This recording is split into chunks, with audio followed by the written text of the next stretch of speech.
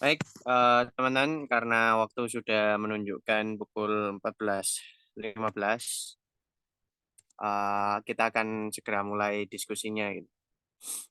Jadi yang pertama tentu selamat datang sekali lagi untuk Bung Kris Wibisana yang nantinya mungkin akan menjadi sejarawan Indonesia yang paling berpengaruh, dan juga selamat datang untuk Mas Jaidar dari Eksekutif Mahasiswa Universitas Brawijaya. Selamat datang juga dari Mas Yogi, Terus yang hari ini berkenan hadir dari eh, BEM UMM yang juga beliau menjabat sebagai ketua di sana gitu. Nah, pertama-tama sebenarnya latar ya dijelaskan lagi, ini kajian yang cukup mendadak, tapi saya kira tema yang akan kita bahas di sini menjadi sangat penting ya.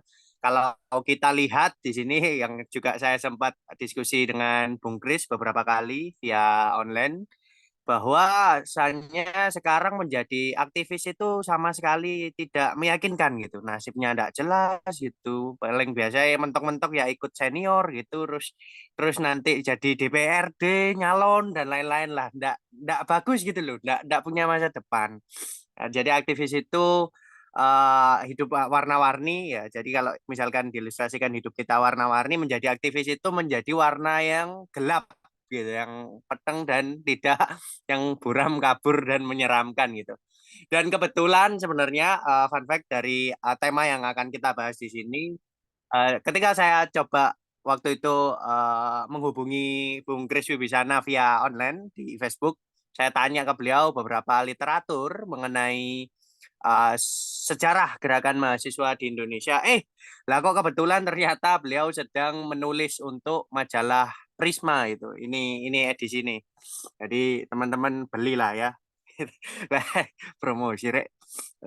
Emang korupsi. Lah, waktu itu Bung Riz ternyata juga sedang research dan juga menjadi tulisan yang sudah dipublikasi di majalah Prisma volume 42 yang judulnya adalah Mahasiswa sebagai Agen Perubahan Kebangkitan Mitos di Era Digital gitu. Di mana kalau kita telaah artikel-artikel itu menampar keras aktivis-aktivis hari ini gitu. Dalam arti misalkan kita tahu ya, uh, euforia demo ke jalan, lalu tiap-tiap tahun selalu ada peringatan-peringatan pelanggaran HAM, peringatan-peringatan krisis demokrasi dan lain-lain, lalu bersama-sama mengecam bahwasanya pemerintah telah berkhianat dan lain-lain gitu. Itulah yang ya rutinitas yang dilakukan aktivis mahasiswa tiap tahun. Dan juga yang satu ini dan tidak boleh dilupakan adalah meromantisasi reformasi 98. Barangkali romantisasi ini kata halus menyembah ya.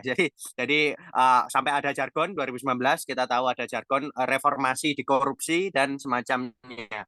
Alih-alih tulisan Bung Kris itu mengafirmasi apa yang telah disuarakan secara lantang bahwa bahwasanya reformasi 98 telah dikorupsi, tapi tulisan Bung Kris justru mengatakan bahwa reformasi 98, pengkultusan reformasi 98 dan juga gerakan-gerakan mahasiswa angkatan terdahulu itu adalah apa ya?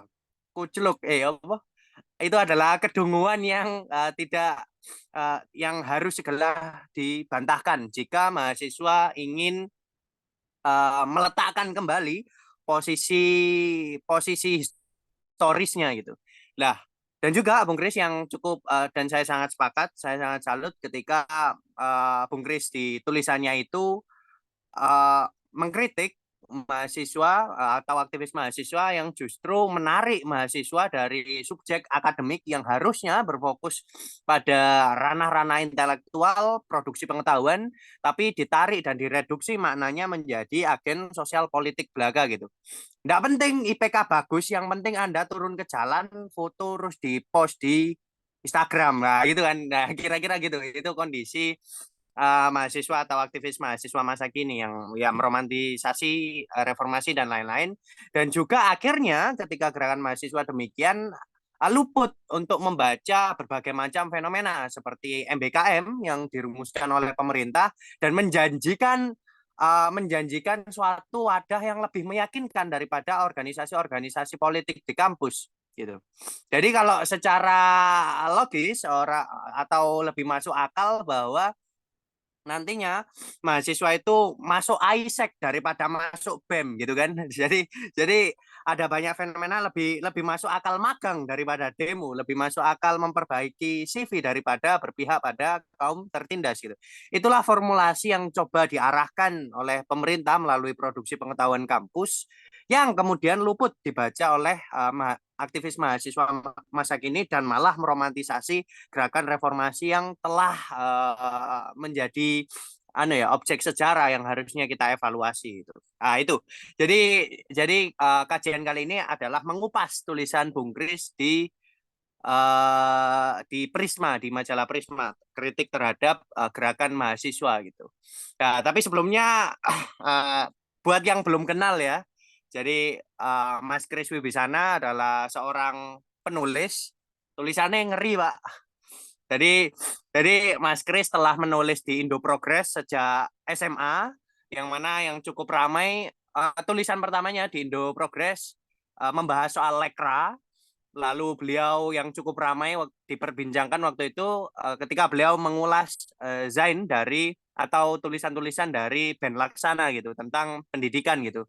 Yang kemudian juga setelah itu Mas Kris di Indo Progress menulis tentang 10 buku yang dibaca agar kalian tidak dikadali oleh generasi emas Indonesia 2045. Jadi beliau ini juga juga menarik waktu itu diskusi kan. Beliau bilang ini sekarang orang-orang ini pada waktu itu ada kajian di UI katanya ada kajian di UI membahas soal Indonesia Emas 2045 dan Mas Kris justru mikir dan bertanya, loh emang 2045 Indonesia itu masih ada gitu. Jadi bukankah Indonesia tahun segitu barangkali udah bubar gitu. Gitu. Jadi menarik gitu. Dan sekarang Mas Kris telah menempuh tahun ketiga sebagai mahasiswa di Departemen Hubungan Internasional Universitas Indonesia gitu. Yang mana beliau memiliki fokus-fokus kajian seputar sejarah, tentu sejarah pergerakan dan juga berbagai macam fenomena historis dan juga tentu studi hubungan internasional dan semacamnya itu. Beliau juga pernah menulis di Project Multatuli, di Jurno, menulis di banyak Pak, tulisannya ngeri kok pokoknya. Salah satunya di Kumparan Plus dan juga yang sekarang menjadi kontributor rutin di Mail Report sejarah di Tirto ID itu. Jadi kalau teman-teman search di Tirto, di websitenya Tirto itu ada 40-an lebih tulisan Bung Kris di situ gitu. Nah, jadi dan juga di majalah Prisma beliau sudah sempat menulis 3 kali gitu. Yang pertama mengulas bukunya Mbak Julia yang Ibuisme Negara, yang kedua mengulas soal bukunya Pak Martin Alaida, dan yang terakhir adalah menulis tentang gerakan mahasiswa yang kemudian kita akan bahas pada siang menjelang sore hari ini gitu. Jadi jadi itu saja perkenalan, dan juga nanti setelah Mas Kris memaparkan apa yang menjadi materinya nanti akan ditanggapi oleh Bung Yogi dan merefleksikan, selain menanggapi juga merefleksikan ternyata tentang bagaimana kondisi gerakan yang telah ada di universitasnya itu, dan juga Mas Haidar pun demikian gitu. Jadi setelah Mas Kris menyampaikan materinya, Mas Haidar bisa menanggapi dan merefleksikan apa yang terjadi di kampusnya dan juga pandangan pribadinya tentang gerakan mahasiswa. Tak usah berlama-lama, mungkin kepada Bung Kris Wibisana waktu dan tempat dipersilakan. Oke, Suwon Vi, untuk perkenalannya, aku share screen ini dulu ya.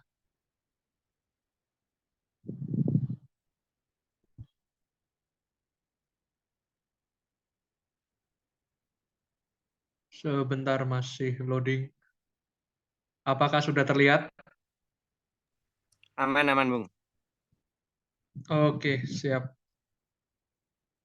Oke, selamat siang menjelang sore, teman-teman sekalian yang sudah hadir melalui forum Zoom pada siang menjelang sore hari ini. Pada kesempatan hari ini saya, Chris Wibisana akan menyampaikan sejumlah pertanggungjawaban. Saya tidak mengatakannya uraian atau menjelaskan kembali tulisan saya, tapi saya menyebut ini pertanggungjawaban mengapa saya menulis artikel yang sedemikian rupa itu, gitu ya.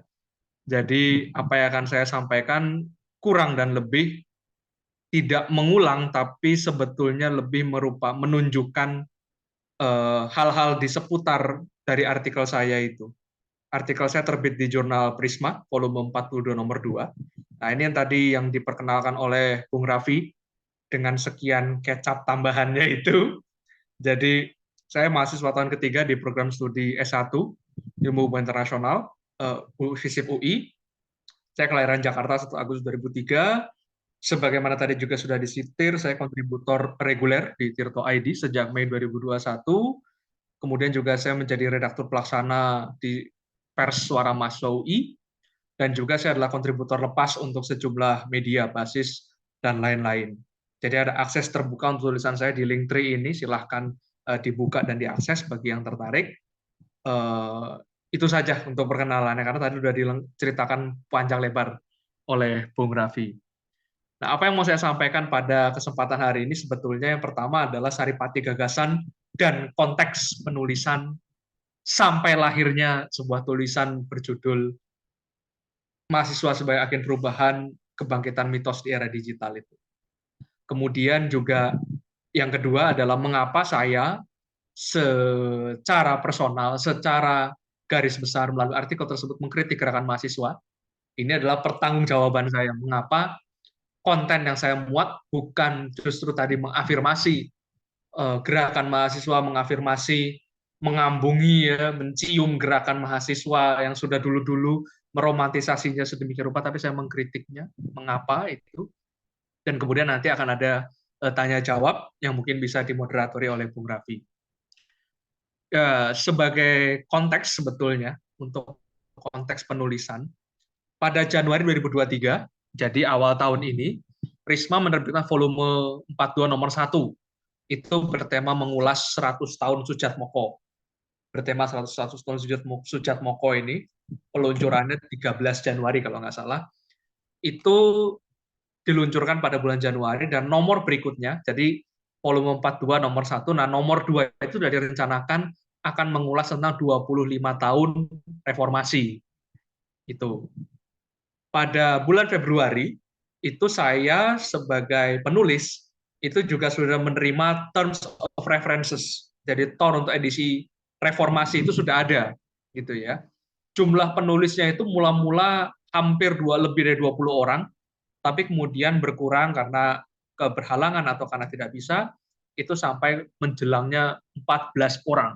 Itu saat ketika dipublikasikan. Saya mengajukan diri untuk menuliskan analisis tentang gerakan mahasiswa. Semula topik ini berseberangan, cross-cut dengan artikelnya Dr. Yatun Sastra Amijaya. Beliau adalah dosen Universitas van Amsterdam, Belanda, orang Indonesia yang mengajar di UVA Amsterdam, dan dia membuat disertasi lumayan tebal, 500 halaman lebih, tentang gerakan mahasiswa di Indonesia. Jadi saya menulis analisis, dia juga menulis, tapi atas kebijaksanaan redaksi, naskah saya yang dimuat. Jadi bukan naskah dosen Amsterdam itu, dosen UVA Amsterdam, tapi naskah saya, mahasiswa tahun ketiga. Jadi itu, yang dimuat adalah naskah saya, bukan naskahnya Mbak Yatun Sastra Amijaya. Itu. Dan dengan revisi minor 2-3 kali untuk ejaan, tanda baca, catatan kaki, tambah sumber, dan lain-lain, maka versi terakhir pun terbit itu pada 16 Juni 2023. Dalam Prisma 42 nomor 2 bertema 25 tahun reformasi, oligarki dalam demokrasi. Ini dia. Nah, sebagai konteksnya itu sebetulnya gagasan pokok apa yang terkandung dalam Terms of References tadi yang dikirimkan oleh redaksi kepada saya sebagai penulis. Yang pertama adalah demokratisasi di Indonesia itu prematur, teman-teman. Demokratisasi itu prematur, sehingga proses di Indonesia beralih transisi dari otoritarianisme Orde Baru menuju alam demokrasi tidak berlangsung sepenuhnya lancar, tidak berlangsung sepenuhnya mulus, tidak sesuai dengan jalannya demokratisasi yang wajar, tapi prematur. Artinya apa? Ketika dia belum jadi sepenuhnya demokrasi, sudah ada yang memblokir. Siapa yang memblokir? Nanti kita akan jelaskan. Tatanan ekonomi politik yang diguncang oleh krisis moneter 98 itu berhasil menata diri, membantu konsolidasi elit yang tercerai-berai ketika Soeharto mengundurkan diri pada 98. Jadi bangunan demokratisasi itu hancur sebelum berdiri. Maka dia dibilang prematur.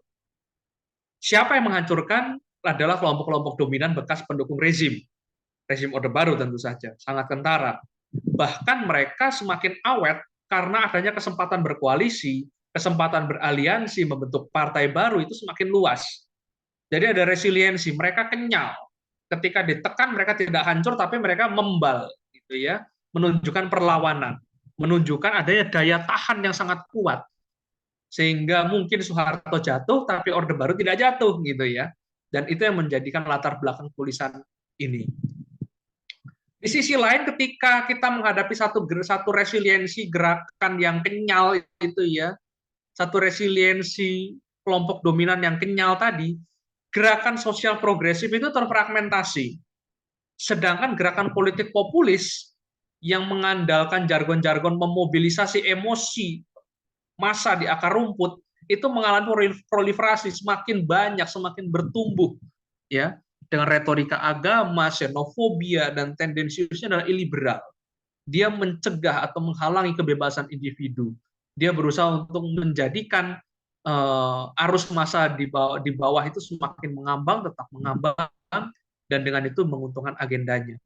Gerakan sosial progresif terfragmentasi ini pada akhirnya mengakibatkan seluruh agenda reformasi pada akhirnya terhenti. Demokrasi pun terancam. Pertanyaan saya, gerakan mahasiswa bisa apa? Dengan situasi sedemikian rupa, dengan demokratisasi yang prematur, kita tidak bisa menghancurkan kelompok ancien regime gitu ya, dengan kelompok sosial progresif yang terfragmentasi, sedangkan di sisi lain kita melihat adanya kelompok-kelompok agama yang makin naik, yang semakin menguasai retorika ruang publik kita, gerakan mahasiswa bisa apa? Nah, di sinilah yang menjadi inti tulisan saya adalah dalam 5.800 kata tulisan saya menguraikan beberapa hal yang berfokus pada pertanyaan mengapa gerakan mahasiswa dengan tanda kutip menjadi tidak relevan, hampa, reaksioner, mudah tercerai-berai. Bahkan sewaktu-waktu menjadi sangat karikatural. Seperti tadi yang diceletukkan oleh Raffi, menjadi karikatural itu ya ini, pokoknya demo. Pokoknya turun ke jalan, nggak peduli kamu itu siapa, IP kamu berapa, dari fakultas mana, pinter atau enggak, goblok atau pinter. Yang penting pokoknya turun ke jalan, foto-foto bilang hidup mahasiswa, hidup rakyat, dan sebagainya. Itu karikatural sekali. Sangat layak untuk dikartunkan. Satu adegan protes yang sebetulnya kita tidak membutuhkan gerakan yang seperti itu. Karena apa ya, itu tadi, dia tidak relevan, hampa, reaksioner, mudah tercerai-berai, pemimpinnya ganti-ganti metode, kajiannya kastratnya ganti metode gitu ya, dan sebagainya. Dan dalam artikel itu saya tidak berpretensi untuk menawarkan jawaban untuk pertanyaan itu, tapi saya mencari refleksi kritis dengan mengurai trajektori historis gerakan mahasiswa sejak entah ke angkatan 1966, angkatan 1974, 78, 98, dan sampai 2019. Saya menguraikan trajektori historis itu. Jadi saya tidak menawarkan jawaban, tapi ada hal-hal yang saya paparkan lebih lanjut. Silahkan bagi pembaca untuk membacanya sendiri, untuk menemukan jawabannya sendiri. Tapi yang saya tawarkan adalah satu refleksi kritis lewat trajektori historis gerakan mahasiswa di Indonesia.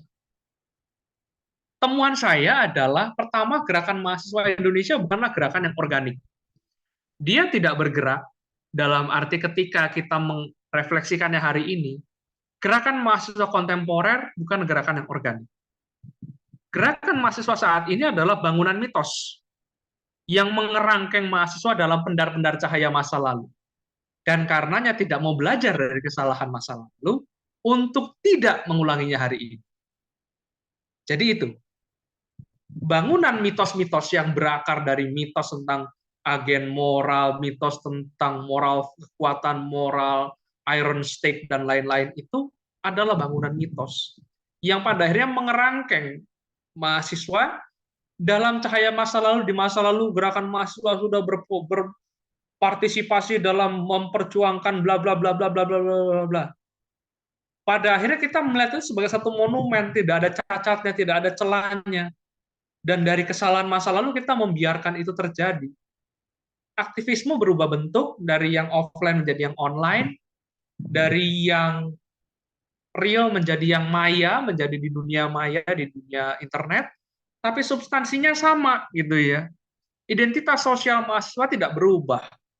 Kutukan Sisyphus dalam kompleks mitos pun bertahan. Kutukan Sisyphus itu istilah dalam mitologi Yunani, ketika orang mendorong batu sampai ke puncak gunung, batunya jatuh lagi gelinding. Dan dia mengulang itu, dia dorong lagi sampai naik ke atas, gelinding lagi.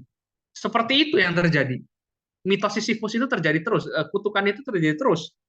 Dan dia terwariskan, dia bertahan, dia membentuk perulangan. Ketika kita mencari gambar misalnya di internet, teman-teman, kita cari demo mahasiswa 66, gambarnya begitu. Demo mahasiswa 2019, gambarnya begitu juga. Jadi 53 tahun nggak ada yang berubah, mahasiswa tetap demo, dan seruannya tetap menuntut pemerintah, tuntut ini, cabut itu, bubarkan ini, larang itu. Tidak ada yang berubah selama 50 tahun.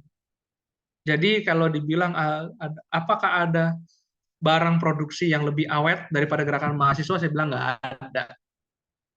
Satu-satunya barang produksi, barang fabrikasi, barang bikinan, gerakan satu barang bikinan yang tidak punya masa kadaluarsa adalah gerakan mahasiswa. Sudah 50 tahun dia begitu-begitu aja. Tahun 66 dia demo, 2019 tetap demo. Dan objek itu tuh sama, pemerintah. Gitu ya. Jadi tidak ada yang lebih tidak awet daripada gerakan mahasiswa. Dia sangat awet. Sangat awet dan dia membentuk perulangan. Gitu. Saya bukan demonstran. Saya bukan seorang demonstran. Dan karena saya bukan demonstran, maka saya bisa berargumentasi. Demonstrasi itu menjadi tren untuk mahasiswa yang tidak sadarkan kedudukannya dalam analisis struktural kemasyarakatan di Indonesia. Karena saya bukan demonstran, saya bisa mengatakan ini. Kalau saya ikut demonstrasi, pendapat saya nggak akan kayak begini. Gitu ya. Kalau saya ikut-ikutan demonstrasi, ikut-ikutan menuntut pemerintah misalnya, ikut-ikutan turun ke jalan, saya nggak akan bisa berpendapat seperti ini. Karena saya terlalu dekat. Karena saya terlalu dekat. Saya terlalu bercampur. Terlalu terlibat. Tapi karena saya tidak ikut, saya menjaga jarak, dan sebagai redaktur pelaksana di Persma saya bisa melihat kekurangan dan kelebihannya secara observasi, maka demonstrasi bagi saya adalah tren bagi mahasiswa yang tidak paham siapa sebetulnya dia dalam masyarakat Indonesia ini. Gitu ya. Identitas sosial menciptakan semacam ekspektasi peran yang terlalu tinggi. Ada ekspektasi peran yang terlalu tinggi. Di Indonesia, mahasiswa dianggap sebagai satu-satunya golongan yang bisa mengartikulasikan aspirasi rakyat. Kalau bukan mahasiswa, tidak ada lagi yang bisa mengatakan pemerintah salah, rezim bobrok, demokrasi dibajak, oligarki brengsek, dan lain-lain. Seolah-olah tidak ada yang bisa mengatakan itu selain mahasiswa. Ini kan absurd. Bahwa ini sudah 50 tahun dan kita semua sudah hidup dalam alam media sosial. Ketika kita mengatakan bahwa ini adalah tugas mahasiswa, ini adalah kewajiban mahasiswa, jangan hanya berdiri di Menara Gading dan lain-lain, kita sebetulnya nggak sadar bahwa sebetulnya rakyat sudah bisa mengartikulasikan aspirasinya sendiri, gitu loh. Bahwa kita bukan lagi resi, bukan lagi brahmana, bukan lagi orang yang turun gunung ketika terjadi resah rusuh di kalangan rakyat, gitu. Kita bukan lagi pahlawan untuk zaman kita ini. Mengapa kita tetap berdemonstrasi? Mengapa kita tetap turun ke jalan? Sedangkan bagi sebagian orang, kita sudah bukan lagi pahlawan. Kita adalah atribut, ornamen dari orang-orang yang sebetulnya ingin memainkan kekuasaan, ingin mendapatkan kue kekuasaan. Termasuk ketua BEM saya. Dia pun akan masuk dalam lingkaran kekuasaan, dia pun akan mendapatkan kue kekuasaan, dan ketika dia mendapat kue kekuasaan, sudah selesai, dia akan kembali ke gunungnya masing-masing. Kita bukan pahlawan untuk zaman kita. Sudah tidak diperlukan lagi pahlawan hari ini. Kesiangan kita kalau kita ingin menjadi pahlawan untuk rakyat banyak, untuk menjadi hero. Sudah kesiangan kita.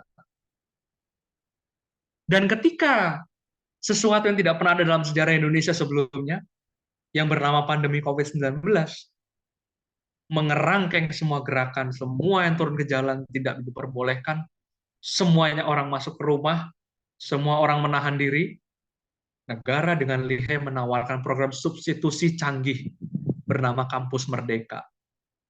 Tidak pernah negara sebelum pandemi ini, selama 75 tahun sejarah Indonesia merdeka, menawarkan mahasiswa, nih program buat kamu. Nih kami tawarkan 7 program. Nih bebaskan. Silakan kamu ambil ini program, kami kasih dreng 20 SKS. Tidak pernah ada dalam sejarah Indonesia program seperti itu. Dan ini canggihnya luar biasa, teman. Negara pintar memanfaatkan situasi ini. Di tengah pandemi, kita melahirkan satu generasi baru yang melahirkan skeptisisme, yang melahirkan keraguan terhadap kegunaan yang namanya demonstrasi itu. Kita mencipta satu generasi baru yang bisa memandang lebih jauh daripada demonstrasi. Menganggap kuliah hanya sebagai satu perhentian mampir ngombe. Menganggap kuliah hanyalah satu perhentian untuk orang mampir minum gitu ya. Dan sebetulnya sesudah kuliah lah dunia yang menanti kita sesungguhnya. Negara menawarkan kita kesempatan latihan untuk menghadapi dunia sesudah itu. Jadi istilahnya adalah ketika kita mampir ngombe di tempat bernama kampus gitu ya, negara menawarkan semacam latihan untuk kita bisa meneruskan perjalanan kita di dunia karir nantinya. Dan ini canggihnya luar biasa, sehingga ketika kita merasakan bahwa, oh iya ya, dengan kampus Merdeka saya bisa mendapatkan manfaat yang lebih banyak di dunia kerja. Saya bisa mendapatkan manfaat dan masukan-masukan yang bisa menambah CV saya nantinya, yang bisa menambah nilai saya, menambah skill saya, menambah value saya terhadap perusahaan dengan daya tawar sedemikian rupa. Ini canggihnya luar biasa, sehingga ketika kampus Merdeka ini diinjeksikan dalam mahasiswa, bubar semua yang menyebut diri pergerakan. Gerakan mahasiswa tidak pernah siap untuk memasuki suatu senjakala yang tidak pernah dialami generasi-generasi sebelumnya. Termasuk generasi 98, yang reformasi dan menjadi martir dengan 13 orang hilang sampai tidak ditemukan. Ketika itu mereka tidak pernah dalam kuliah, mereka kuliah masuk kelas seperti biasa, selesai. Masuk kelas menyelesaikan SKS, lulus, selesai. Tidak pernah ada negara dengan cuma-cuma menawarkan ratusan program magang, menawarkan ratusan program soft skill, pelatihan, webinar, dan lain-lain dengan nama Kampus Merdeka. Tidak pernah. Dan ini adalah celah yang tidak pernah disiapkan oleh gerakan mahasiswa. Itu ya. Dalam kata lain, dengan istilah kolokwial, buku Pesta dan Cinta itu wis entek entute. Sudah digusur gitu ya, sudah habis, kentutnya sudah habis semua itu. Digusur dengan LinkedIn, magang, ISMA gitu ya. Dengan LinkedIn kita berusaha mencari koneksi, dengan magang kita menambah soft skill, dengan ISMA kita menambah pengalaman. Wes, rampung. Udah digusur semua itu buku Pesta dan Cinta, wes entek entute digusur dengan LinkedIn, magang, ISMA. Yang bagi kita lebih bermanfaat, yang bagi orang-orang itu lebih dipandang lebih prestis, lebih penting untuk diisi begitu ya. Dan ini tidak pernah ada dalam sejarah Indonesia. Faktanya keras. Hanya 9,67% dari seluruh penduduk Indonesia pada tahun 2022 ya, pada tahun 2022 mengecap pendidikan tingkat sarjana dan untuk itu berhak menyerah status mahasiswa. 9,67%. Penduduk Indonesia ada 279 juta hari ini. Berarti kurang dari 30 juta orang di Indonesia menjadi mahasiswa. Kurang dari 30 juta mewakili 270. Inilah yang saya katakan kondisi struktural itu tadi. Dan dalam artikel saya ada breakdown yang dimuat gitu ya. Ada breakdown terhadap terhadap statistik yang diambil dari data BPS ini. Posisinya adalah 9,67% dari seluruh penduduk Indonesia. bagian terbesarnya dari 9,67 ini adalah 20% ekonomi teratas. Jadi udah cuma 9,67, bagian teratasnya adalah mereka yang menempati lapisan pendapatan keluarganya dengan 20% ekonomi teratas. Breakdown-nya adalah 13%. Jadi dari jumlah 30 itu 13% itu adalah penduduk di kawasan perkotaan. Hanya 5% dari kawasan pedesaan. Gitu ya. Jadi kita ini hanya mewakili sangat segelintir kecil mahasiswa itu. Karena 9,67% dari seluruh penduduk Indonesia pada tahun 2022 yang bisa mengecap bangku perkuliahan pendidikan tinggi. Sebagian besar penduduk Indonesia masih lulusan sarjana, masih lulusan sekolah dasar. Itu adalah fakta pahit yang mesti kita sadari. Jadi kita yang menyebut diri mahasiswa yang bisa sampai bangku kuliah hanyalah bagian dari 9,67% orang Indonesia yang beruntung untuk bisa mencapai taraf itu. Nah, itu tadi yang saya katakan, yang bisa saya sampaikan dari saripati gagasan saya. Mengapa saya menulis artikel itu dan apa yang hendak saya sampaikan. Adalah bahwa kenyataan bahwa ketika dalam kita melewati trajektori historis gerakan mahasiswa, kita bisa melihat adanya satu bangunan mitos yang terus-menerus dipelihara, hingga kita sendiri tidak sadar dalam rumah seperti apa gerakan mahasiswa itu terjadi. Pada akhirnya, ketika negara punya substitusi canggih bernama kampus merdeka, kita semua tidak siap, mahasiswa sudah teralihkan, gerakan mahasiswa kehilangan relevansi dan tidak ada yang melirik lagi. Sesederhana itu caranya. Aturan mainnya sudah sampai sesederhana itu.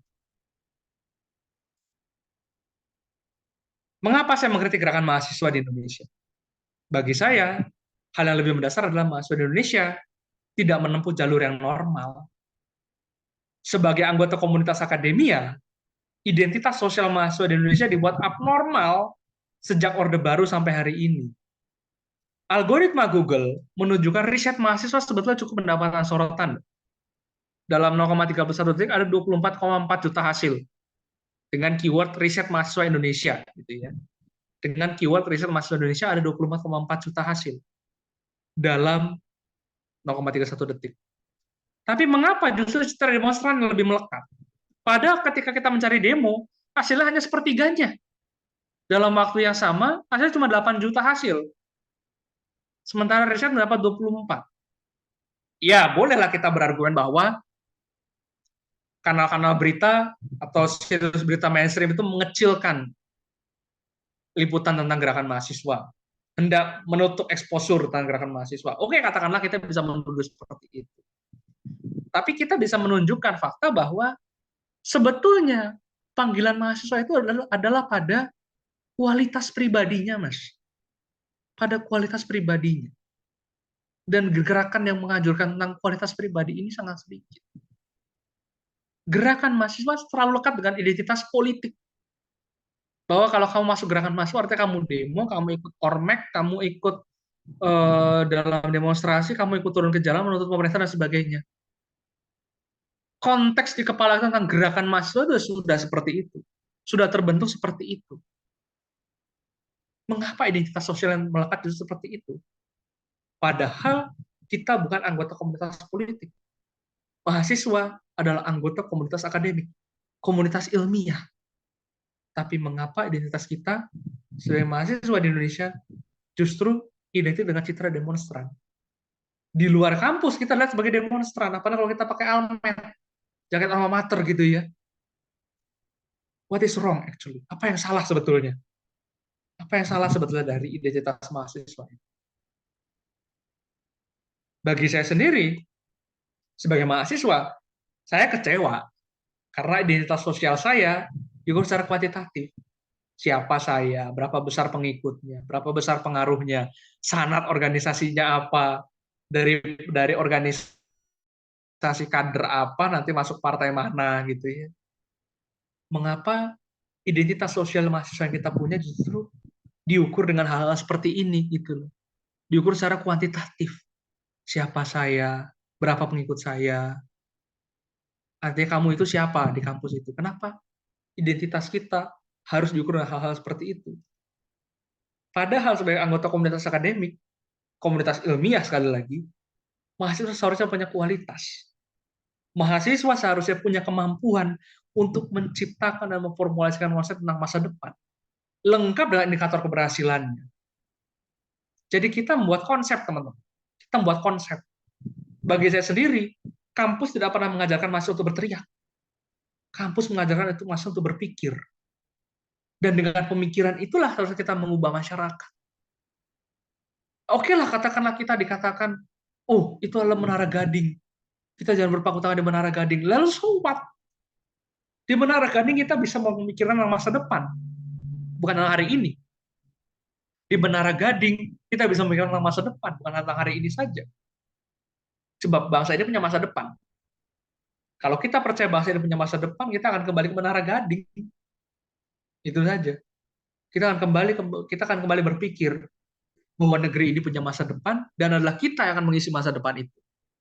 Dengan apa kita mengisi masa depan itu jika mahasiswa dipaksa untuk hanya diukur dengan jumlah masanya berapa, dipaksa untuk menjadi agen politik belaka, dipaksa untuk keluar dari komunitas akademik masuk komunitas politik. Kapan kita diberi kesempatan untuk sungguh-sungguh mengurus masa depan jika tidak ada yang bisa mempercayai kita bahwa kita punya masa depan? Itu adalah pertanyaan yang membuat saya mengkritik gerakan mahasiswa. Kita sendiri tidak pernah disiapkan untuk masa depan. Kita disiapkan untuk mengurusi masalah-masalah yang hari ini, ya ampun, itu adalah masalah-masalah zaman ini. Padahal di kampus, orientasi kita haruslah ke masa depan. Di masa depan ada apa? Masa depan seperti apa? Kompleksitas tantangan kita begitu kompleks dalam 25 tahun ke depan. Tahun 2048. Indonesia seperti apa yang tidak diwujudkan? Bentuk negara kita mau seperti apa? Demokrasi kita mau bagaimana? Kualitas manusia seperti apa yang mesti dimiliki Indonesia dan sebagainya. Ini pertanyaan dan ini tantangan besar yang tidak pernah diabaikan, yang tidak pernah dijawab oleh mahasiswa hari ini.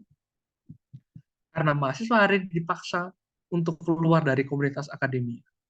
Kita dipaksa untuk memikirkan persoalan hari ini, memikirkan persoalan dalam jangka waktu seminggu, sebulan ke depan. Kita dipaksa terpaku untuk melihat capres-capres kita, melihat kampanye-kampanye yang bertebaran di media sosial hari ini, dan kita diganggu untuk bisa memikirkan persoalan jangka pendek itu, sehingga kita abai pada jangka panjang. Maka itu jangan pernah marah kalau orang bertanya tentang Indonesia Emas 2045, saya tanya dulu, Indonesia masih ada tahun 2045. Indonesia belum bubar tahun 2045. Indonesia belum hancur lebur tahun 2045. Karena kita terpaksa memikirkan persoalan-persoalan yang tidak pernah dipersiapkan sejak hari ini. Itulah pertanyaannya. Nah, tanpa tedeng aling-aling, saya bilang saya pendapat dengan Daud Yusuf. Bagi gerakan mahasiswa ya, karena gerakan mahasiswa yang arus utama ya, nama Daud Yusuf disamakan dengan iblis yang memberangus gerakan mahasiswa. Tapi bagi saya ketika orang membaca pemikiran-pemikirannya, membaca gagasan-gagasannya, bagi saya seorang Daud Yusuf adalah orang yang paling sering disalahpahami dalam sejarah gerakan mahasiswa. Bagi saya, konsep komunitas akademik Daud Yusuf, di mana satu komunitas itu diukur dengan gagasan apa yang dia punya, dengan sedalam apa dia punya kemampuan inovasi, dengan sejauh mana dia punya keberanian melawan tatanan yang sudah ada, melawan tatanan yang disiapkan, mengkritik, menggugat cetak biru yang disiapkan oleh penguasa hari ini untuk masa depan kita, itu akan jauh lebih relevan daripada sebagai mahasiswa kita dituntut untuk terus-menerus memikirkan masalah-masalah yang sebetulnya bukan tanggung jawab kita memikirkan itu. Bukan tanggung jawab kita memikirkan itu semua. Tapi kita dipaksa. Dan negara menawarkan gantinya untuk itu. Dan bagi saya, pengganti itu belum tentu sepenuhnya tepat. Ketika kita tidak pernah yakin bahwa gerakan mahasiswa sendiri punya impact yang nyata untuk kehidupan kita sendiri. Saya ingin membaca tentang satu data yang keras. Pada tahun 2020, Bank Dunia mengukur tentang kualitas human capital Indonesia dalam indeks Human Capital 2020. HCI Indonesia 5.000 ada di posisi 54 ini, teman-teman. Jadi di posisi 54 ini. Nilai HCI kita 0,54 ini. Dengan harmonized test score dengan PISA kita 394 gitu ya. Dan ini adalah child survival rates kita 98. Ini adalah untuk Indonesia. Kita sudah masuk upper middle income, tapi HCI kita, human capital kita, sumber daya manusia kita nilainya 54. Ketika kita bisa membandingkan ini, teman-teman, Singapura mempunyai nilai HCI yang 87. 87. Vietnam, tetangga kita di atas, dia lower middle income. Dia lower middle income, tapi HCI-nya 69. HCI-nya 69, teman-teman. HCI 69 dengan PISA 519. Dia lower middle income, tapi dengan kualitas human capital lebih tinggi. Dengan nilai PISA yang lebih tinggi daripada kita. 575, 519. Cina pun demikian, dia sudah upper middle income, tapi dengan nilai HCI-nya 65. Nilai HCI-nya 65. Harmonized test score-nya 441. 400. Amerika pun demikian, dengan HCI-nya 70. Dengan nilai spot PISA-nya 511. Data-data kelas ini sebetulnya mau bicara apa sebetulnya? Yang mau saya bicarakan adalah pertama, ketika kualitas manusia Indonesia tertinggal dari aspiring stage, dari human capital kita tertinggal, mengapa kok tidak ada mahasiswa yang gelisah ya? Tidak ada yang khawatir, tidak ada yang bergerak menyusun konsep, mengembangkan alternatif masa depan yang lebih baik. Mengapa kita khawatir ketika adanya demokrasi yang mau runtuh? Kita khawatir ketika oligarki mengancam hidup kita. Kita khawatir ketika Undang-Undang Cipta Kerja disahkan. Tapi kualitas manusia kita tertinggal dari negara-negara lain, dan kita tidak khawatir. Apa yang sebetulnya patut dikhawatirkan? Disinilah bagi saya gerakan mahasiswa kita memprihatinkan. Kita memikirkan persoalan hari ini dan mengabaikan persoalan masa depan. Kapan mahasiswa Indonesia punya waktu untuk memikirkan lebih jauh dari soal oligarki, soal demokrasi di korupsi, soal UKT mahal, rezim bobrok, Undang-Undang Cipta Kerja, dan sebagainya. Kapan kita bisa beralih dari pemikiran seperti itu, dan bisa beralih dari pemikiran seperti itu untuk bisa sampai pada gagasan-gagasan lebih fundamental? Kapan mahasiswa Indonesia berani bergerak memajukan human capital index kita yang ketinggalan dari negara-negara tetangga, mencetuskan gaya hidup rendah jejak karbon, mulai menginisiasi program-program SDGs kita yang akan selesai dalam sekitar 7 tahun lagi. Kapan mahasiswa Indonesia berani bergerak untuk mengatasi persoalan-persoalan di masa depan? Persoalan-persoalannya bukan persoalan hari ini, teman-teman. Kita bisa memikirkan lebih jauh dari soal-soal yang sebetulnya hari ini menjadi persoalan yang mungkin buat kita kalut, buat kita stres, buat kita frustrasi. Tapi ketika kita percaya bahwa Indonesia punya masa depan, kita akan memikirkan masa depan lebih jauh dari hari ini. Hari ini Indonesia diurus oleh orang-orang tua yang korup, generasi tua yang korup dan bobrok. Kalau kita merasa percaya Indonesia punya masa depan, kita memikirkan hal-hal yang jangan kita pikirkan lagi. Itu adalah masalah orang tua hari ini, masalah generasi tua yang bobrok dan tidak bisa kita percaya lagi. Tapi kalau kita tidak percaya bahwa kita punya masa depan, ya kita akan terus-menerus berteriak, tolak oligarki, tolak batu bara, dan segala macam. Ketika kita bisa mulai menginisiasi gerakan untuk memikirkan masa depan Indonesia, sesungguhnya Indonesia punya masa depan. Tapi ketika kita disibukkan sebagai agen sosial politik, kita terus-menerus berdemonstrasi di luar kampus tanpa kita memikirkan seperti apa Indonesia itu di masa depan. Kita tidak punya konsep untuk masa depan, kita akan terus-menerus disetir. Gerakan mahasiswa akan terus-menerus disetir. Akan terus-menerus mencapai titik didihnya, yaitu sebagai agen sosial politik belaka. Akan terus-menerus kehilangan marwahnya sebagai anggota komunitas akademik. Bagi saya sendiri, saya berusaha untuk menjadi realistis saja. Tanpa harus mengkhawatirkan bahwa gerakan mahasiswa akan menjadi elitis, menjadi seorang mahasiswa di Indonesia menandakan saudara adalah bagian dari elit. Tanpa kita khawatir, nanti kalau gerakan mahasiswa tidak turun ke jalan jadi elitis, saudara jadi mahasiswa itu sudah tanda bahwa saudara itu elit. Saudara adalah bagian dari 10% orang Indonesia yang bisa kuliah. Dan itu adalah bagian dari elit. Dengan demikian, tantangannya bukan bagaimana gerakan mahasiswa itu dekat dengan akar rumput, tapi bagaimana dengan posisi elit itu, dengan kemewahan bernama kuliah yang bisa saudara dapatkan, itu kita bisa memanfaatkan apa yang ada pada kita untuk merencanakan, menyusun konsep, rencana strategis, implementasi dalam usaha kita untuk menyempurnakan taraf hidup, martabat kita, kecerdasan manusia Indonesia sebanyak-banyaknya. Kita punya persoalan dan tantangan kita. Ya betul, rakyat Indonesia itu tertindas oleh sistem yang begitu mengisap dan segala lain-lain. Saudara punya rencana apa selain menuntut pemerintah? Saudara punya rencana apa selain menuntut pemerintah untuk bereskan ini, bereskan itu? Ketika saudara berkuasa, saudara bisa apa? Dengan tawaran struktural yang saudara miliki. Dengan kenyataan pahit bahwa saudara harus mengurusi persoalan itu. Dengan apa saudara bisa menjawab persoalan di masa depan itu? Dengan apa gitu ya? Kita bisa menjawab persoalan di masa depan ketika kita sibuk untuk memikirkan persoalan hari ini. Barangkali sebagai penutup, gerakan mahasiswa tidak perlu berpretensi untuk menyuarakan rakyat yang tertindas. Ketika kita berani menjadi konseptor, menjadi perencana yang strategis bagi masa depan Indonesia. Ketika kita tidak sibuk berteriak dengan jargon, turunkan oligarki, turunkan Jokowi, dan lain-lain. Tapi Indonesia punya masa depan. Indonesia akan memiliki masa depan yang baik. Kita lah yang akan mengemudikan masa depan. Ketika kita percaya itu, kita akan membebaskan lebih banyak orang dari penindasan. Kita bisa membebaskan rakyat tanpa kita harus perlu menjadi bagian dari penderitaan itu. Kita bisa membebaskan orang dari penderitaan tanpa kita harus merasakan penderitaan itu.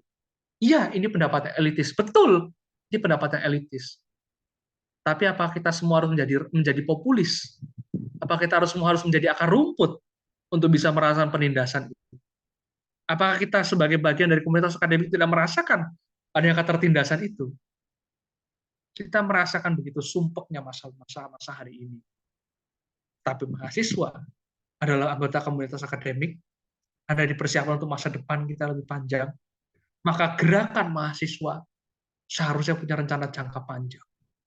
Seperti apa Indonesia yang akan kita harapkan? Seperti apa Indonesia yang kita inginkan? Dan akan seperti apa masa depan yang kita miliki, teman-teman? Ketika gerakan mahasiswa bisa menyuarakan persoalan yang lebih jauh dari persoalan-persoalan hari ini, lebih jauh dari sekarang menuntut kekuasaan untuk berubah, dan tidak akan pernah berubah, lebih jauh daripada soal menuntut oligarki dan lain-lain. Kita sebetulnya bisa punya konsep untuk masa depan yang lebih baik. Jika kita perlu merombak dasar-dasar negara kita hari ini yang memungkinkan orang-orang bobrok itu berkuasa, marilah kita rombak. Kita rencanakan perombakan itu. Ketika peralihan generasi terjadi, kita sudah siap untuk merombak Indonesia yang ingin kita harapkan. Kalau Indonesia punya masa depan, kita akan merencanakan, bukan mereka yang berkuasa hari ini. Kalau Indonesia akan menjadi emas 2045, kita yang akan menjadi emas kan itu. Bukan rencana Indonesia emas hari ini. Tapi kalau kita terus-menerus sibuk dengan persoalan hari ini, tidak pernah mau belajar dari kesalahan masa lalu, bagaimana gerakan mahasiswa tahun 66 itu kemudian dikhianati tentara, yang kemudian menindas mereka, bagaimana 98 padahal dikhianati oleh MPR, bagaimana 13 orang yang hilang itu padahal tidak ketemu, dan akhirnya Indonesia jadi seperti ini. Gitu ya. Kalau kita tidak pernah mau belajar dari masa lalu, kita akan terus-menerus mengulang masa lalu. Kita akan terus-menerus terjerumus. Tapi ketika kita memutuskan untuk stop, kita berubah, kita siapkan konsep masa depan Indonesia, maka itu bagi saya sendiri, masa depan itu akan ada.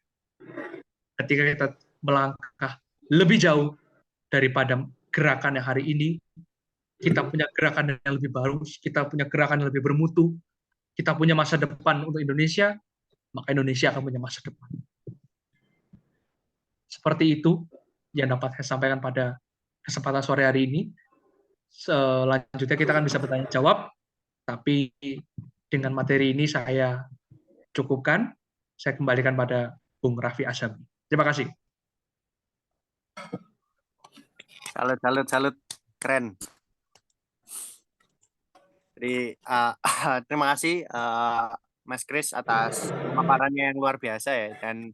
Dan kukira orang-orang yang dalam tanda kutip yang tadi disebutkan agen sosial politik akar rumput hari ini tuh kepanasan jika mereka dengar ini kayak apa ya, kayak hamba disiksa di neraka gitu. Untuk agar supaya dosa-dosa reaksionernya tertebuskan gitu. Tapi aneh ya, saya juga teringat ketika saya wawancara pada salah satu akademisi di Indonesia, saya tanyakan, eh, Mas, harusnya itu mahasiswa itu gimana sih gitu. Kata dia, kalau ada narasi bahwa mahasiswa itu harus berpihak pada keadilan, wah itu pekok, gak ada hubungannya itu. Ya, ya kita mahasiswa atau bukan kita harus berpihak pada keadilan gitu loh. Jadi ngapain kok dispesifikasi ke mahasiswa saja gitu, yang nantinya seperti yang tadi dijelaskan Mas Kris itu mengaburkan dunia akademik kita gitu yang terjerumus pada agensi sosial politik akar rumput belaka gitu. Dan ternyata saya baru tahu sekarang ternyata Mas Kris punya pandangannya sendiri terhadap Indonesia Emas ya. Saya kira beliau beliau cuma meramalkan bahwa oh ini Indonesia kok bubar ya. Oh ternyata masih masih ada upaya-upaya untuk memperbaiki itu optimisme-optimisme yang tersembunyi yang sebenarnya cukup ya cukup memprihatinkan jika kita sinkronkan kacamata itu pada gerakan mahasiswa hari ini gitu. Tapi yang menarik di sini adalah kita akan lihat bagaimana tanggapan dari Mas Haidar dan Mas Yogi yang kebetulan hari ini juga aktif dan berkecimpung di organisasi mahasiswa dan juga gerakan mahasiswa gitu. Untuk menanggapi paparan Bung Kris itu, terutama tadi yang salah satu yang bisa di-highlight itu adalah bahwa eh, bahwa jargon buku pesta cinta telah hilang dan telah gusur diganti dengan magang LinkedIn dan Isma gitu. Jadi apakah demo misalkan kalau di Malang itu kan hari ini Kanjuruhan ya, Kanjuruhan belum tuntas.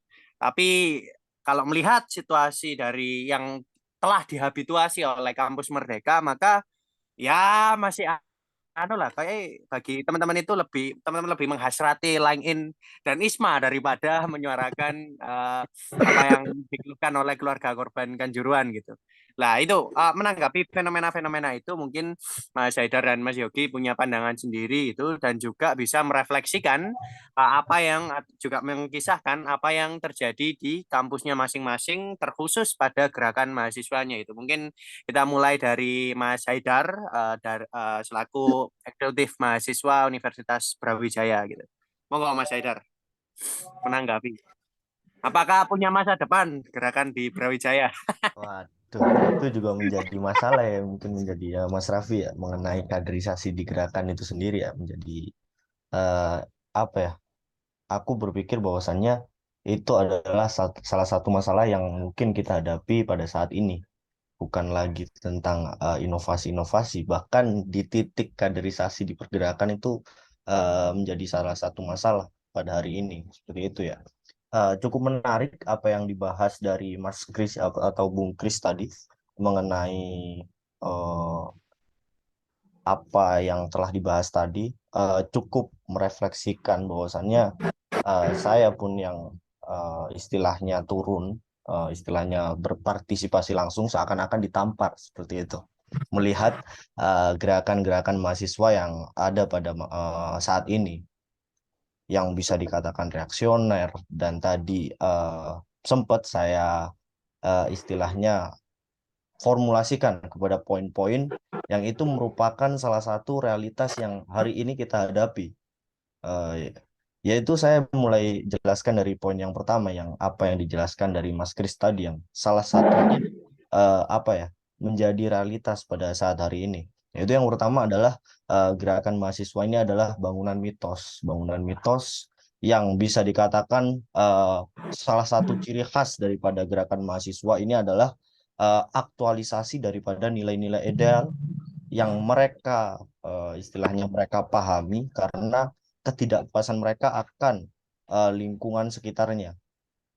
Nah, dari nilai-nilai moral yang mereka hadapi, mereka itu dijelaskan Bung Kris tadi adalah bangunan mitos. Akhirnya berdiri dalam bangunan mitos sebagai fata morgana yang yang seakan-akan mewakili rakyat seperti itu. Jadi mahasiswa ini seakan-akan menjadi salah satu promotor, salah satu eh, subjek yang diharapkan oleh masyarakat untuk kemudian menyelesaikan semua masalah yang ada dalam lingkup nasional, dalam lingkup regional dan lain-lain seperti itu. Sehingga kita seakan lupa bahwasannya eh, media sosial, era digitalisasi sekarang itu lebih tajam daripada suara daripada gerakan mahasiswa itu sendiri. Bahwasannya viral itu menjadi suatu senjata yang paling tajam daripada kita teriak-teriak di depan balai kota, teriak-teriak di eh, depan istana presiden, seperti itu. Dan poin kedua yang menjadi permasalahan adalah eh, permasalahan sekaligus realitas bahwasannya gerakan mahasiswa yang ada dalam lingkup kampus mulai dari internal itu seakan-akan sekarang bisa saya katakan mohon maaf ya ini ya mohon maaf adalah loncatan bagi eh, eh, elit-elit di dalamnya untuk istilahnya makan pada akhirnya kue kekuasaan. Dan itu akan Bung Kris tadi adalah gerakan mahasiswa adalah produk yang paling kuat. Jadi hingga saat ini itu masih saja terjadi. Kita yang tahun 98 teriak-teriak di depan DPR RI menyuarakan keadilan dan lain-lain. Pada saat ini bisa kita lihat banyak dari aktor-aktor yang sebelumnya mereka suara menyuarakan tentang keadilan, mereka malah bahkan kebetulan saya saat ini itu kuliah di Fakultas Ilmu Administrasi sama dengan Bung Kris. Saya di tahun ketiga untuk kuliah saya. Sehingga saya pada apa istilahnya pada kuliah saya itu sangat berhubungan dengan adanya pemerintah dan birokrasi. Ada lebih spesifiknya administrasi publik. Suatu saat dosen saya pernah mengatakan bahwasanya ada 3 kemungkinan ketika kita masuk ke dalam sistem itu sendiri. Kemungkinan yang pertama kita adalah istilahnya kita ikut ke dalam sistem dan kita menjadi orang yang salah. Yang kedua, kita idealis dan kita bisa merubah sistem itu sendiri dan merupakan pilihan kedua ini pilihan yang tidak mungkin. Dan yang ketiga itu adalah kita masuk ke dalam sistem dan kita tetap idealis tapi kita disingkirkan. Dan yang kedua itu hal yang paling tidak mungkin untuk kemudian kita bisa realisasikan. Untuk itu yang menjadi apa ya, menjadi evaluasi besar pada saat ini adalah gerakan mahasiswa banyak. Saya tidak menyebutkan semua ya, menggeneralisasi semua orang yang ada di internal kampus akan makan dari kue kekuasaan. Cuman dari banyak contoh-contoh tersebut itu menjadi salah satu validasi bahwasannya gerakan mahasiswa itu adalah aktor yang ditunggangi untuk makan daripada kue-kue kekuasaan yang akan disajikan di kehidupan selanjutnya mungkin seperti itu. Nah, eh, yang ketiga sekaligus yang terakhir mungkin yang saya dengar atau saya pahami dari tulisan Bung Kris ini, yaitu adalah gerakan mahasiswa itu gagal untuk mengantisipasi daripada celah-celah yang ada, sekaligus menjadi bukti pahit bahwasanya kita yang ada dalam gerakan pada saat ini itu bisa dikatakan reaksioner seperti itu. Biasanya kalau misal kita dikatakan reaksioner, jangan sampai kita apa ya istilahnya kepala kita terbakar. Nah, itu salah satu evaluasi yang apa istilahnya harus kita terima bahwasannya adanya celah-celah yang mengakibatkan kita gagal untuk melakukan evaluasi yang sebelumnya kita mengagungkan daripada reformasi 98 yang bisa memaksa Soeharto untuk turun dengan kroni-kroninya, dan kita lupa bahwasannya masih banyak seremeh tuntutan daripada 98 itu belum terlaksana hingga saat ini. Itu seremeh itu. Nah, eh, menurut saya adanya kritik dan otokritik itu harus terus-menerus kita terima terhadap pilihan-pilihan yang kita ambil dalam artian gerakan mahasiswa itu sendiri. Nah, membenarkan segala evaluasi-evaluasi dan istilahnya mengonsepkan gerakan yang kemudian bisa istilahnya revolusioner, lebih tidak reaksioner seperti itu. Nah, eh, bisa dikatakan gerakan mahasiswa itu adalah salah satu bentuk anak pada zamannya. Nah, dalam artian setiap zaman yang memiliki masa itu perlu untuk adanya penyesuaian gerakan, pola-pola gerakan yang berkembang menurut apa istilahnya menyesuaikan pola-polanya. Dan pada akhirnya bisa dikatakan gerakan mahasiswa itu bukan salah satu dewa yang serba bisa. Kita harus terus mendengarkan kritik ataupun otokritik untuk kemudian kita bisa menyesuaikan pada zaman yang kita alami seperti itu. Kemudian membahas mengenai adanya gerakan mahasiswa melawan adanya MBKM, dan itu adalah salah satu masalah yang kemudian kita istilahnya kita hadapi di Brawijaya, teman-teman Brawijaya hadapi bahwasanya mengenai MBKM yang lebih menjanjikan akan mereka pasca kehidupan kampus daripada kita di dalam organisasi yang dijanjikan mendapat pengalaman, mendapat ini itu, mendapat apalah yang mungkin itu menjadi salah satu hal yang bias ketika kita di apa ya dicekoki dengan adanya MBKM.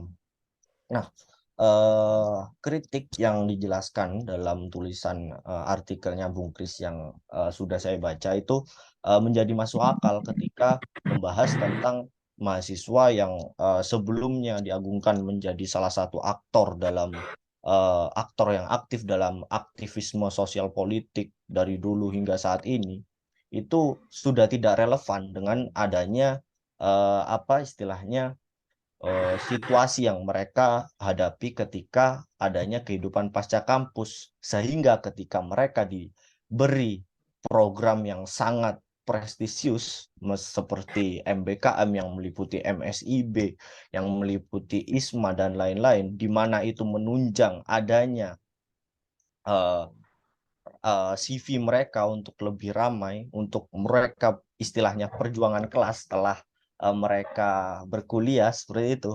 Nah, itu lebih prestisius karena kita di gerakan mahasiswa juga tidak ada perubahan dari dulu hingga saat ini. Sedangkan dengan adanya MBKM dan lain-lain, itu adalah salah satu bentuk daripada pemerintah untuk memfasilitasi mahasiswa agar mereka secara pribadi melihat masa depan mereka.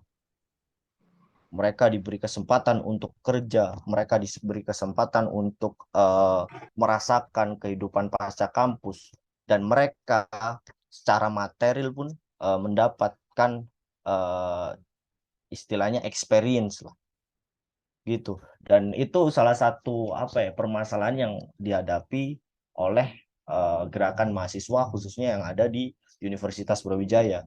Bahwasanya jangan jauh-jauh kita memikirkan konsep mengenai gerakan mahasiswa di masa depan. Kita memikirkan kaderisasi untuk mahasiswa yang fokus di gerakan pun sekarang susah. Karena mahasiswa telah melihat hilalnya di program-program yang telah disediakan pemerintah, yang telah dicekoki ke mahasiswa. Nah, itu salah satu bentuk, bukan salah satu kita itu dibungkam dan lain-lain. itu adalah merupakan dengan adanya MBKM dan lain-lain itu kita harus mengevaluasi diri bahwasanya gerakan mahasiswa itu tidak berkembang dari dulu, tidak berkembang dan kita seakan-akan mengagungkan bahwasanya gerakan-gerakan terdahulu adalah salah satu contoh gerakan yang sukses, gerakan-gerakan yang bisa dikatakan harus terus kita hidupkan seperti itu. Mungkin pada akhirnya Brawijaya ini sudah menghadapi realitas yang kurang lebih pada saat MBKM ini mulai masuk ke kampus. Semua kami segala bentuk program konversi yang ditawarkan secara elegan itu membuat mahasiswa itu lebih mudah pada akhirnya melihat masa depan mereka secara individu sebagai upaya mereka untuk dalam artian melakukan perjuangan kelas mereka. Nah, jangankan kita berandai-andai memikirkan gerakan mahasiswa di era digital, pada akhirnya dalam lingkup kaderisasi saja kita terus menurun tiap tahunnya.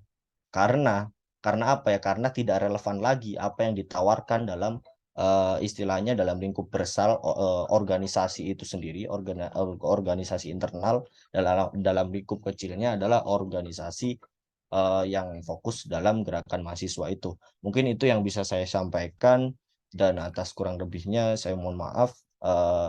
Menarik sekali memang tulisan dari Bung Kris ini yang saya kenal pertama kali itu lewat Bung Raffi Azami ketika kita pulang dari aksi Kamisan yang ada di Kanjuruhan, kemudian dilihatkan oleh salah satu tulisan yang sangat menampar kita untuk kemudian kita bisa menjadi orang yang tidak reaksioner gitu, seperti itu. Mungkin saya kembalikan kepada moderator. Terima kasih atas kesempatannya. Wassalamualaikum warahmatullahi wabarakatuh. Waalaikumsalam warahmatullahi wabarakatuh. Terima kasih Mas Haidar atas tanggapannya yang nanti juga bisa ditanggapi balik oleh Mas Kris gitu.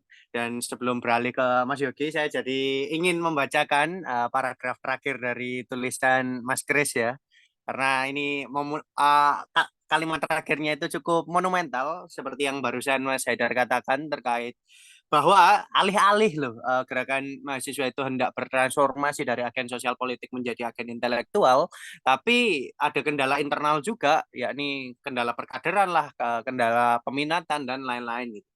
Akhirnya apa yang ditulis oleh Mas Kris di tulisan di salah satu paragraf terakhir, dengan hanya bertumpu pada bangunan mitos-mitos, gerakan menjadi semakin lapuk saat mahasiswa sebagai substrat telah cerdas memilih kegiatan ekstra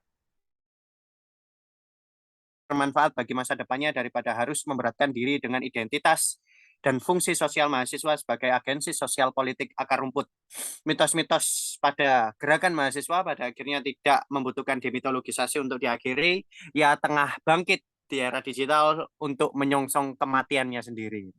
Jadi memang ketika gerakan itu mencoba bangkit sebagai gerakan mahasiswa bangkit sebagai agensi sosial politik akar rumput, alih-alih kebangkitan itu menjadi suatu transformasi, tapi kebangkitan itu justru menyongsong kematiannya sendiri gitu, karena irrelevansinya gitu, karena alih-alih perkaderan itu justru membangkitkan suatu transformasi pada satu metamorfosis pada gerakan mahasiswa, tapi justru perkaderan itu menyongsong kematian dari gerakan itu sendiri. Ketika sekali lagi mahasiswa hanya dikurung sebagai agensi sosial politik akar rumput belaka gitu. Namun di sini saya kira poin yang cukup perlu digarisbawahi yang tadi mungkin disinggungnya hanya secara implisit bahwa bukan berarti di sini mahasiswa tidak berpihak pada keadilan. Itu yang perlu digarisbawahi. Bukan berarti di sini mahasiswa tidak berpihak pada rakyat tertindas, tapi mahasiswa sebagai posisi sosial. Jadi secara ontologis kita perlu secara holistik kita perlu memasukkan seluruh bagian dari diri kita pada keberpihakan atas rakyat tertindas. Entah itu kita sebagai mahasiswa, sebagai om-om, sebagai ponakane Pak D, sebagai anaknya ibu, lah itu harus memosisikan diri sebagai orang yang berpihak pada rakyat tertindas. Tapi ketika kita bicara dan memosisikan diri kita sebagai mahasiswa, saya kira apa yang telah disinggung oleh Bung Kris tadi yang juga direfleksikan Mas Haidar, bahwa kita perlu meratifikasi ulang atau merehabilitasi ulang status subjek akademik mahasiswa untuk menawarkan dan melihat bagaimana transformasi sosial dan bagaimana dunia itu bekerja gitu. Nah, itu mungkin bisa lanjut di tanggapan dari Mas Yogi terkait paparan dari Bung Kris tadi dan juga direfleksikan kisah-kisah pergerakan di dalam kampus dan kendalanya gitu. Ya, Monggo Mas Yogi, waktu dan tempat dipersilahkan. ya baik. Terima kasih Mas Raffi dan juga Mas Kris. Ya, Assalamualaikum warahmatullahi wabarakatuh dan selamat siang menjelang sore. Ya, saudara-saudaraku semua, mungkin perdiskusian kita ini saya sangat kenyang untuk mendengarnya. Sangat suka ya terkait dengan ini. Mungkin saya ada acara Mas Raffi di kampus, tapi saya tinggalkan. Soalnya saya dengar dari rekan saya, Mas Abdul, semalam itu kira-kira ada diskusi besok. Makanya saya tinggalkan. Saya sangat suka diskusi-diskusi terkait dengan hal terkait dengan gerakan mahasiswa. Ya, perkenalkan nama saya Yogi, Mas Kris, Mas Haidar, Mas Raffi. Jadi saya mungkin diberi amanah mungkin udah 1 bulan Mas Raffi ya, udah 1 bulan sudah menjabat tapi belum dilantik Mas Raffi. Belum dilantik. Ya, jadi mungkin terkait dengan saya masih pembedahan terkait dengan tulisan Mas Kris ini yang sangat luar biasa. Nanti saya akan membahas terkait dengan ruang lingkup secara internal dan secara eksternal, yang dimana mungkin secara internalnya ini lebih intens ke Universitas Muhammadiyah Malang. Dan itu mungkin Mas Raffi tahu betul ya, terkait dengan ruang lingkup internal di dalamnya. Ya, jadi mungkin Kak, ngawur, lanjut. mungkin terkait dengan disclaimer kita terkait dengan diskusi pada hari ini adalah salah satu rangkaian daripada check and balances ya yang berusaha kita hadirkan dalam rangka mengawal kebijakan pemerintah yang dimana harus bisa kita kontrol oleh supremasi sipil atau pemuda sipil atau mahasiswa itu sendiri terkait dengan gerakan. Memang saudara-saudara, status quo terkait dengan era reformasi yang telah dijelaskan oleh Mas Kris tadi itu menjadi pilihan bagi kita bahwa demokrasi pada hari ini itu menganut demokrasi konstitusional. Nah, dengan sejak itulah pula kita harus mengawalnya, karena pada dasarnya pemikiran-pemikiran yang kita tuangkan pada hari ini terkait dengan digitalisasi yang bermuara dalam kebangkitan mitos dan pada hari ini sangatlah dirasakan oleh mahasiswa. Kira-kira seperti itu yang katanya biasa disebut sebagai agen perubahan kalau kita bedah di jurnal-jurnal dari Mas Kris di sini. Jadi apabila kita berpikir untuk bangkit, ya bisa jadi kita ini sebagai mahasiswa akan lebih mengenal yang namanya perjuangan, bergerak bersama dan mencapai tujuan ialah salah satu di antara filosofi mahasiswa di agen perubahan. Nah, di sini mungkin saya akan membahas sedikit aja ya, sedikit saja, mungkin sudah di konseptualisasikan secara eksternal oleh Mas Haidar. Jadi di sini saya membahas sedikit saja terkait dengan ini, mungkin saya bedah satu persatu setiap poin per poin dari jurnal yang telah ditulis oleh Mas Kris ya. Dan di sini kita diskusi-diskusi biasa saja. Jadi kalau kita bicara terkait dengan, saya itu keingat teman-teman, kalau kita bicara terkait dengan mahasiswa sebagai agen perubahan, berarti dia mengubah sebuah tatanan yang ada di lingkungan seperti itu. Banyak kritikan yang masuk yang telah dikemukakan oleh Mas Kris tadi. Kalau kita bicara soal agen perubahan, memang secara historis sangatlah banyak ya terkait dengan perubahan-perubahan yang terjadi. Sama seperti pada tahun 1928 ya terjadi pemuda menguatkan embrio dalam kebangkitan nasional dengan Sumpah Pemuda. Nah, itu kan disebut sebagai agen perubahan. Tetapi saya itu sebagai tesis aja, tesis pengawalan. Nah, yang menarik dari problematika yang disampaikan oleh Mas Kris tadi, itu yang terkait dengan ini langsung saya to the point aja, ya, to the point aja. Jadi kalau kita lihat dalam tulisan Mas Kris itu menggambarkan ada 2 konseptualisasi dari rumusan masalah yang ada. Jadi pertama itu kalau tadi kalau di tulisan ini itu memang dikaji secara perspektif gerakan mahasiswa kontemporer terhadap reformasi tahun 1998 yang memungkinkan mitos agenda yang kalau bahasanya siapa Sisyphus, filsuf Albert Camus ya, Sisyphus yang mendorong batu itu ya, ibaratkan mendorong batu ya begitu-begitu aja gitu. Kemudian yang kedua itu dia lebih berbicara soal dampak atau implikasi. Jadi ketiga konsep itu Kalau yang pertama itu kan reformasi sebagai replikasi angkatan terdahulu. Yang dimana kalau kita bisa lihat konsepnya itu yang dijelaskan oleh Mas Kris di dalam tulisannya bahwa di poin nomor 1 itu memang daya tawar mahasiswa digerakkan dulu itu dengan zaman sekarang itu sangatlah berbeda. Nah, sehingga banyak tragedi-tragedi yang runtuh seperti tragedi penggusuran Soeharto ya yang memiliki kekuasaan yang sewenang-wenang. Jadi kesimpulannya itu adalah tujuannya bersama. Ya, berbagai otoritarianisme yang muncul pada saat itu. Kemudian yang kedua, sebagai reformasi sebagai kebangkitan politik kampus. Kemudian yang ketiga adalah reformasi sebagai kejatuhan total Orde Baru. Nah, coba saya bahas secara internal. Jadi yang dikatakan sama Mas Kris tadi terkait dengan tidak ada satu kampus yang ada di Indonesia itu terkait dengan program-program yang dikasih oleh kampus kepada mahasiswa. Nah, di situ yang nantinya saya meneliti. Nah, di Universitas Muhammadiyah Malang itu, teman-teman semua, itu sangat minim mahasiswa dan mahasiswa berorganisasi. Nah, oleh karena itu, problem itulah yang mahasiswa dan mahasiswa ini sangatlah romantis terkait dengan penghidupannya. Makanya di dalam ruang lingkup kampus secara internal, ya itu pejabat-pejabat kampus, birokrat kampus itu ya sudah mereka melakukan semau-maunya saja. Nah, itu memang mungkin secara ruang lingkup internalnya seperti itu. Karena tadi dikatakan sama Mas Kris itu adalah lembaga organik gitu. Ya kan? Gerakan mahasiswa sekarang itu lembaga secara organik. Nah, mungkin secara internal seperti itu. Kalau bagaimana secara eksternal? Nah, secara eksternal ini saya lihat kalau kita tinjau secara konseptualisasi dari pendekatan yang mungkin saya lihat dari pendekatan Lawrence M. Friedman itu dibagi menjadi 3, ada struktural, substansi, dan kultur. Nah, yang paling sulit yang kita menyesuaikan di sini, yang di era zaman sekarang itu adalah secara kultur. Tadi yang dikatakan juga sama Haidar, tidak adanya penyesuaian antara gerakan mahasiswa sekarang. Nah, itu yang menjadi permasalahan dan menjadi problematika kita pada hari ini. Kemudian yang poin keempat, ini mungkin semua kampus ya, mayoritas terkait dengan MBK, mungkin di Universitas Muhammadiyah Malang pun itu problematika yang sama, ya, yang terjadi juga di Universitas Brawijaya Malang itu juga sama yang terjadi di Universitas Muhammadiyah Malang.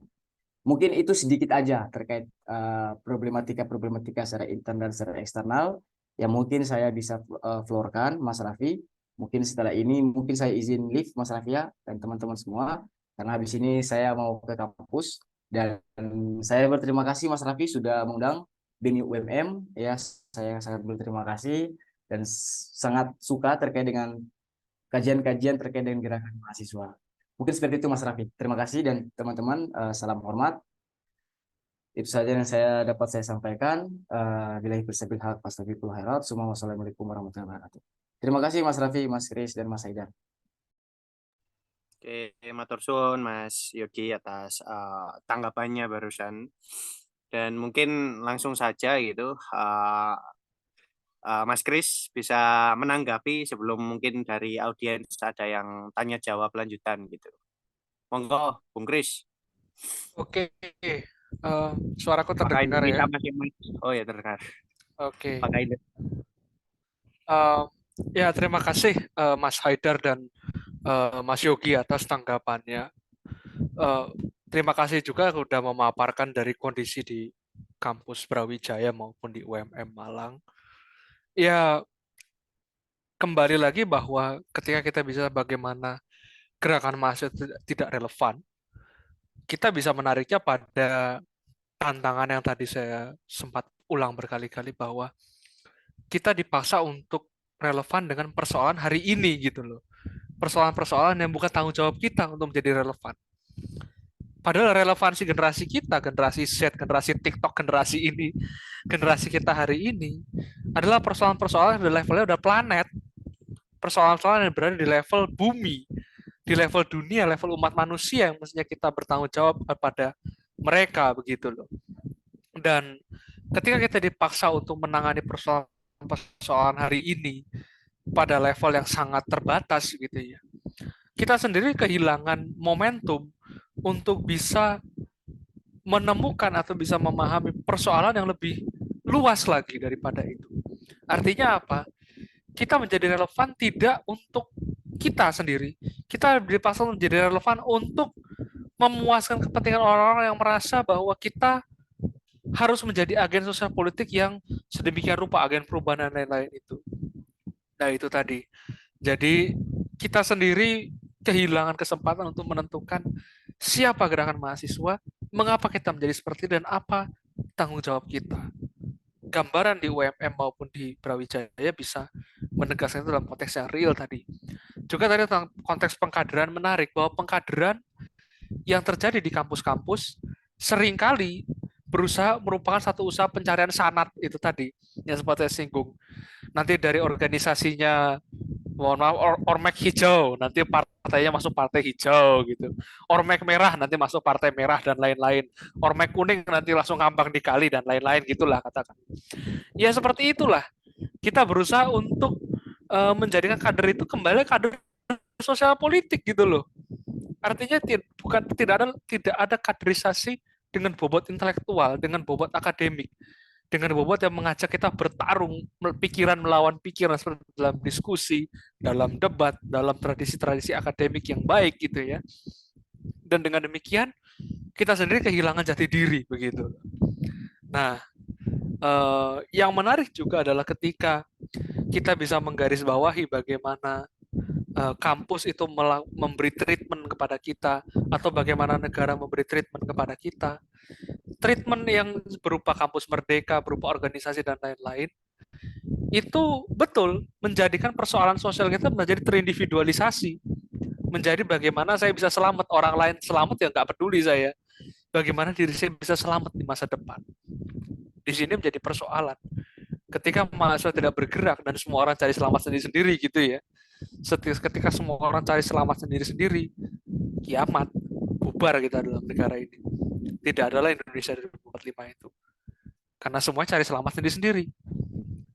Tantangannya adalah gerakan mahasiswa bisa memberikan bagaimana kita bisa cari selamat bareng-bareng. Cari selamat bareng-bareng. Mulai dengan apa? Kita mulai dengan mengkonsepkan Indonesia hari ini rusak oleh oligarki. Rusak. Tapi bagaimana Indonesia yang kita betulkan? Dari mana kita mulai membetulkan ini semua? Dari bagaimana kita mempersiapkan diri di masa depan? Dari bagaimana kita bisa bertahan sebagai oposisi yang loyal terhadap kekuasaan, siapapun yang berkuasa. Kita tidak ada yang tahu, misal satu orang dari di antara forum ini tahun 2044 kepilih jadi presiden. Apakah pada saat itu, saat seorang teman kita menjadi bagian dari kekuasaan, kita pun akan ikut mengakui kekuasaan? Kan enggak. Ketika kita ditantang menjadi loyal, ketika teman kita berkuasa, atau teman kita menjadi masuk dalam bagian kekuasaan, kita tetap menggerogoti dia. Kita tetap tajam pada dia. Kita tetap tajam, kita tetap mengkritik gerakan mahasiswa. Ketika saya mengkritik hari ini, gerakan mahasiswa, yang saya kritik adalah orang yang sama ketika dia menjadi penguasa. Di situ adalah tantangan, dan itu tantangan untuk saya untuk tidak terkecoh, untuk tidak terpancing menjadi bagian dari kekuasaan itu sendiri. Jadi itu adalah latihan seumur hidup bagi kita, agar ketika kita bisa mengkritik hari ini, kita pun tetap bisa mengkritik 30 tahun lagi dengan ketajaman yang sama, dengan kritik yang sama terhadap orang yang sama. Bagaimanapun orang itu berubah, bagaimanapun kekuasaan telah menjadikan dia sebagai bagian. Itu dia yang menjadi persoalan kita hari ini. Perumpamaan bagaimana kita akan masuk ke dalam sistem kemudian tersingkirkan karena kita tetap idealis, ya itulah yang akan terjadi. Dan itu yang akan terus-menerus terjadi. Makanya dalam artikel saya katakan, ini adalah satu ideologi yang diwariskan oleh Angkatan 98. Mengubah dari dalam adalah satu ideologi yang diwariskan dari Angkatan 98. Berapa orang yang berdemo di tahun 98 dan hari ini masuk dalam lingkaran kekuasaan berebut kue karena mereka ingin mengubah dari dalam itu tadi. Saya katakan mereka tidak mengubah di dalam, mereka berubah di dalam. Mereka tidak mengubah dari dalam, mereka berubah di dalam. Ikut dalam kekuasaan, menjadi orang yang salah. Makanya dalam satu pembicaraan kolokwial saya katakan, kejatuhan total Orde Baru adalah persepsi yang salah karena yang jatuh hanya Soeharto. Soeharto besar jatuh, iya. Tapi kemudian Soeharto kecil yang kita punya sekarang. Soeharto kecil yang berusaha untuk mendapatkan kekuasaan. di kapal Indonesia yang terancam tenggelam ini. Disitulah yang menjadi persoalan kita. Ketika kita memikirkan persoalan-persoalan hari ini, kita terdistraksi dari persoalan-persoalan masa depan. Ketika kita berusaha untuk menjadikan gerakan relevan untuk persoalan hari ini, kita ditinggalkan. Karena relevansi kita adalah untuk masa depan kita semua. Maka itu yang tidak akan pernah saya berhenti untuk bosan untuk mengatakan, ketika gerakan mahasiswa bisa memikirkan masa depan, bisa memikirkan adanya satu masa depan lebih baik, Indonesia punya masa depan. Tapi ketika kita sibuk memikirkan hari ini, bagaimana persoalan-persoalan kita mengatasi persoalan hari ini, kita pun akan berhenti di hari ini. Macet kita di hari ini.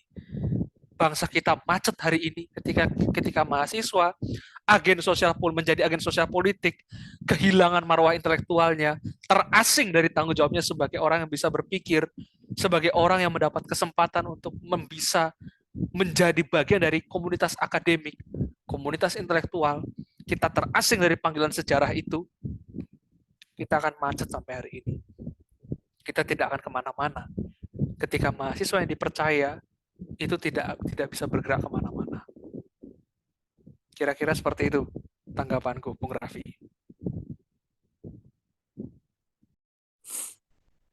Iya, Indonesia aja tenggelam aja sih, kok aku gak peduli. Tapi oke lah. Tapi lanjut. Tapi tadi resolusi itu tetap perlu kita tawarkan gitu ya. Dan mungkin kita buka saja sesi tanya jawab, sesi diskusi dari teman-teman gitu.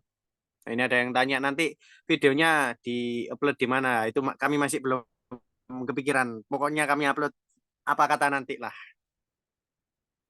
Di-uploadnya itu aja, Vi, di channel Indonesia 2045, Vi. 2045 TV. Judulnya Indonesia ternyata mau tenggelam. Ngono ya. Judulnya arep bubar itu.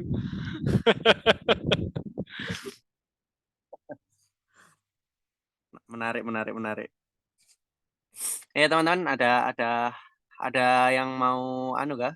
Ada yang mau diskusi kah? Oke, ada Mas Rosid. Monggo, Mas Rosid langsung aja unmute sama ngomong mau diskusi apa atau tanya atau menanggapi. Waktu dan tempat dipersilakan.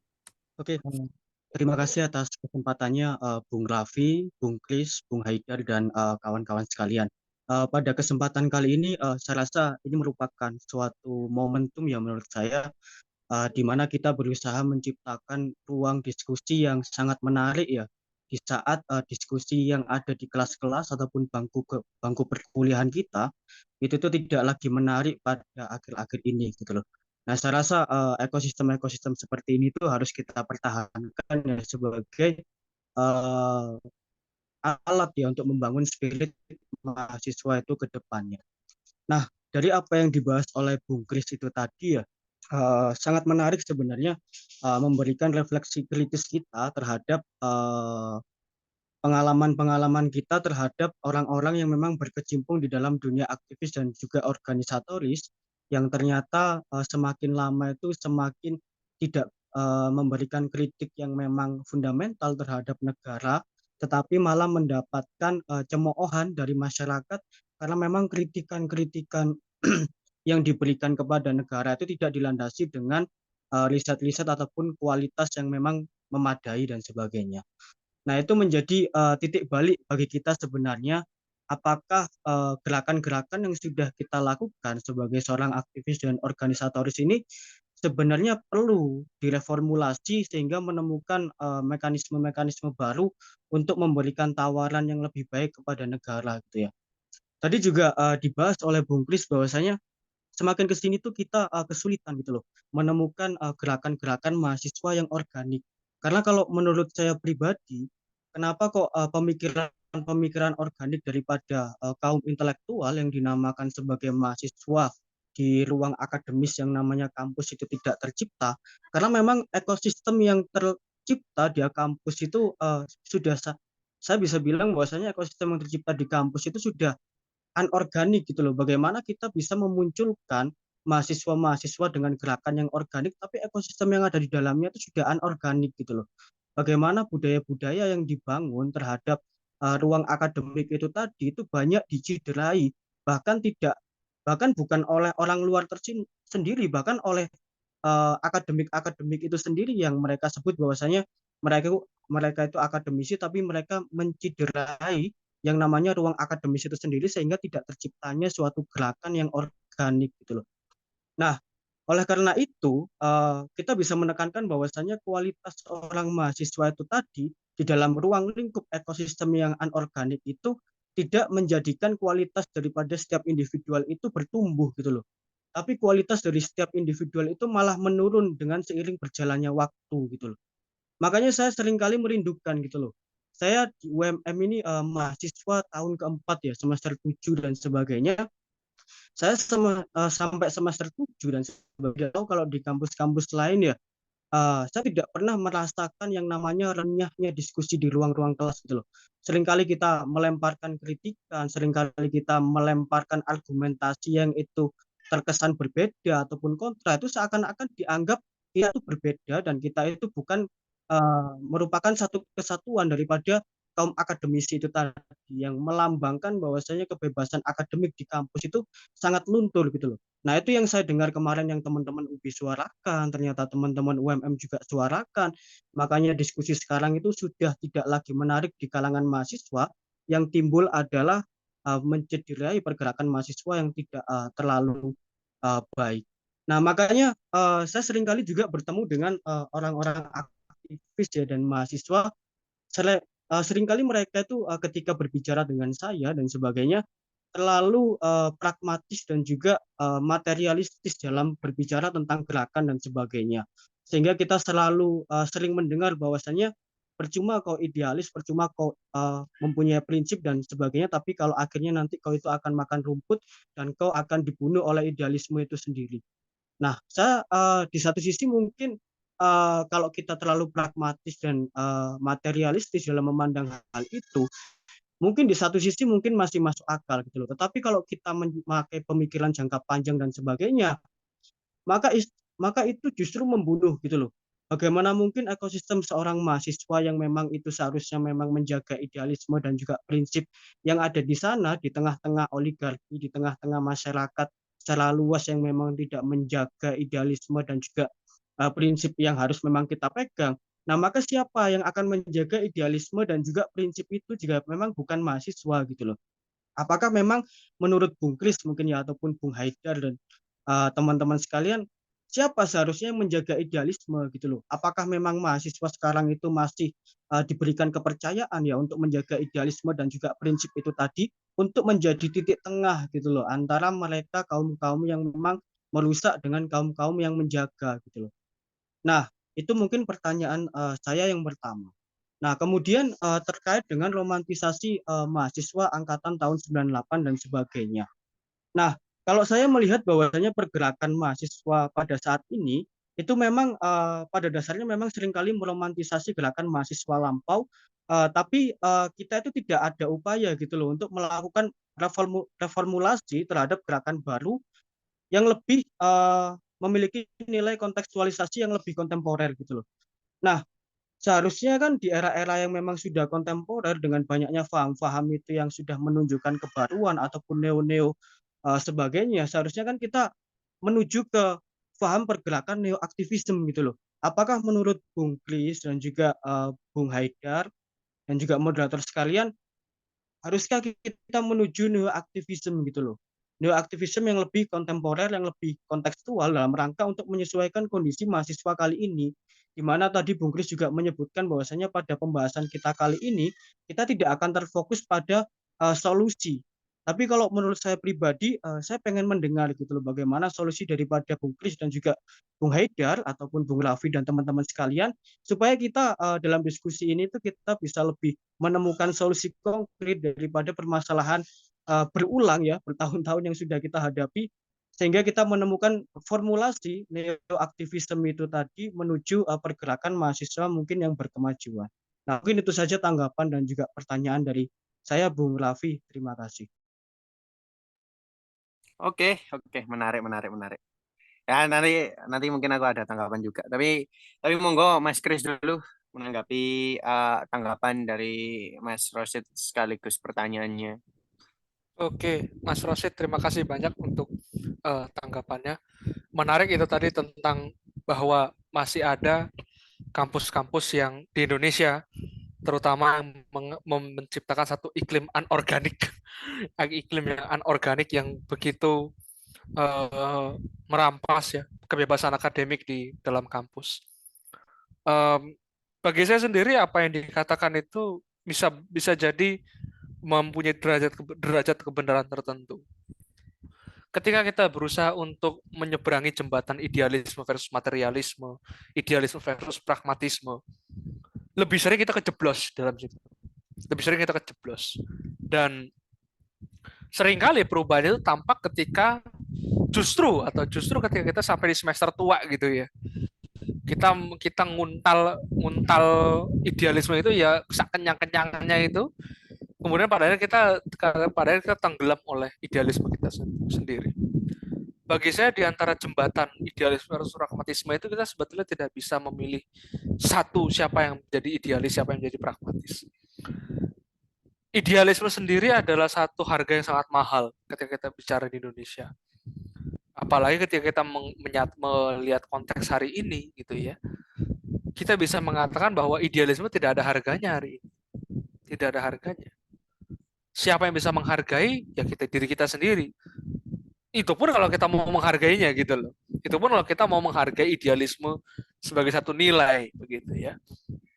Tapi di antara jurang idealisme atau pragmatisme, bagi saya gerakan mahasiswa tetap harus bertahan dengan orientasi yang tetap menjurus pada masa depan. Itu tadi yang menjadi persoalan. Entahkah dengan cara apa kita menjadi idealis kah, menjadi pragmatis kah, tapi selama kita bisa mengatakan bahwa ada masa depan yang dimiliki Indonesia, kita akan terbebas dari jeratan itu sendiri.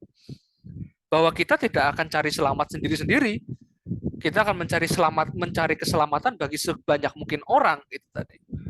Bahwa gerakan mahasiswa, kalaupun kita belum sempat mati gitu ya, belum sempat mati gerakan ini, kita berusaha untuk menyelamatkan lebih banyak orang ketimbang menyuarakan penderitaan lebih banyak orang gitu loh.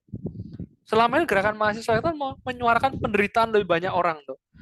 Menyuarakan penderitaan, mbok direnteng kabeh itu, nelayan, petani, masyarakat adat, feminis, badak cula satu segala macam direnteng semua.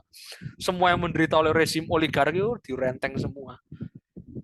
Apakah kita mau terus-menerus menyuarakan penderitaan lebih banyak orang? Atau kita mau menyiapkan jalan keselamatan untuk lebih banyak orang? Kita mempersiapkan cara, menyiapkan satu konteks, menyiapkan satu konsep untuk masa depan Indonesia yang berorientasi masa depan. Gerakan yang mempersiapkan Indonesia lebih baik di masa depan. Dan dengan gerakan konsep lebih baik itu kita bisa menyelamatkan lebih banyak orang daripada kita menyuarakan penderitaan lebih banyak orang. Itu yang menjadi persoalan saya. Mungkin ini sudut pandang seorang yang pragmatis, tapi di mata orang yang idealis apa segala macam, saya nggak mempertimbangkan itu gitu loh. Bagi saya sendiri, ketika gerakan mahasiswa itu bisa menciptakan atau mempersiapkan adanya penyelamatan, bagaimana kita bisa menjadi semacam rescue agent lah, bukan agent of change, tapi agent of rescue. Kita sudah tidak butuh lagi perubahan udah berjalan sendirinya tanpa kita berubah.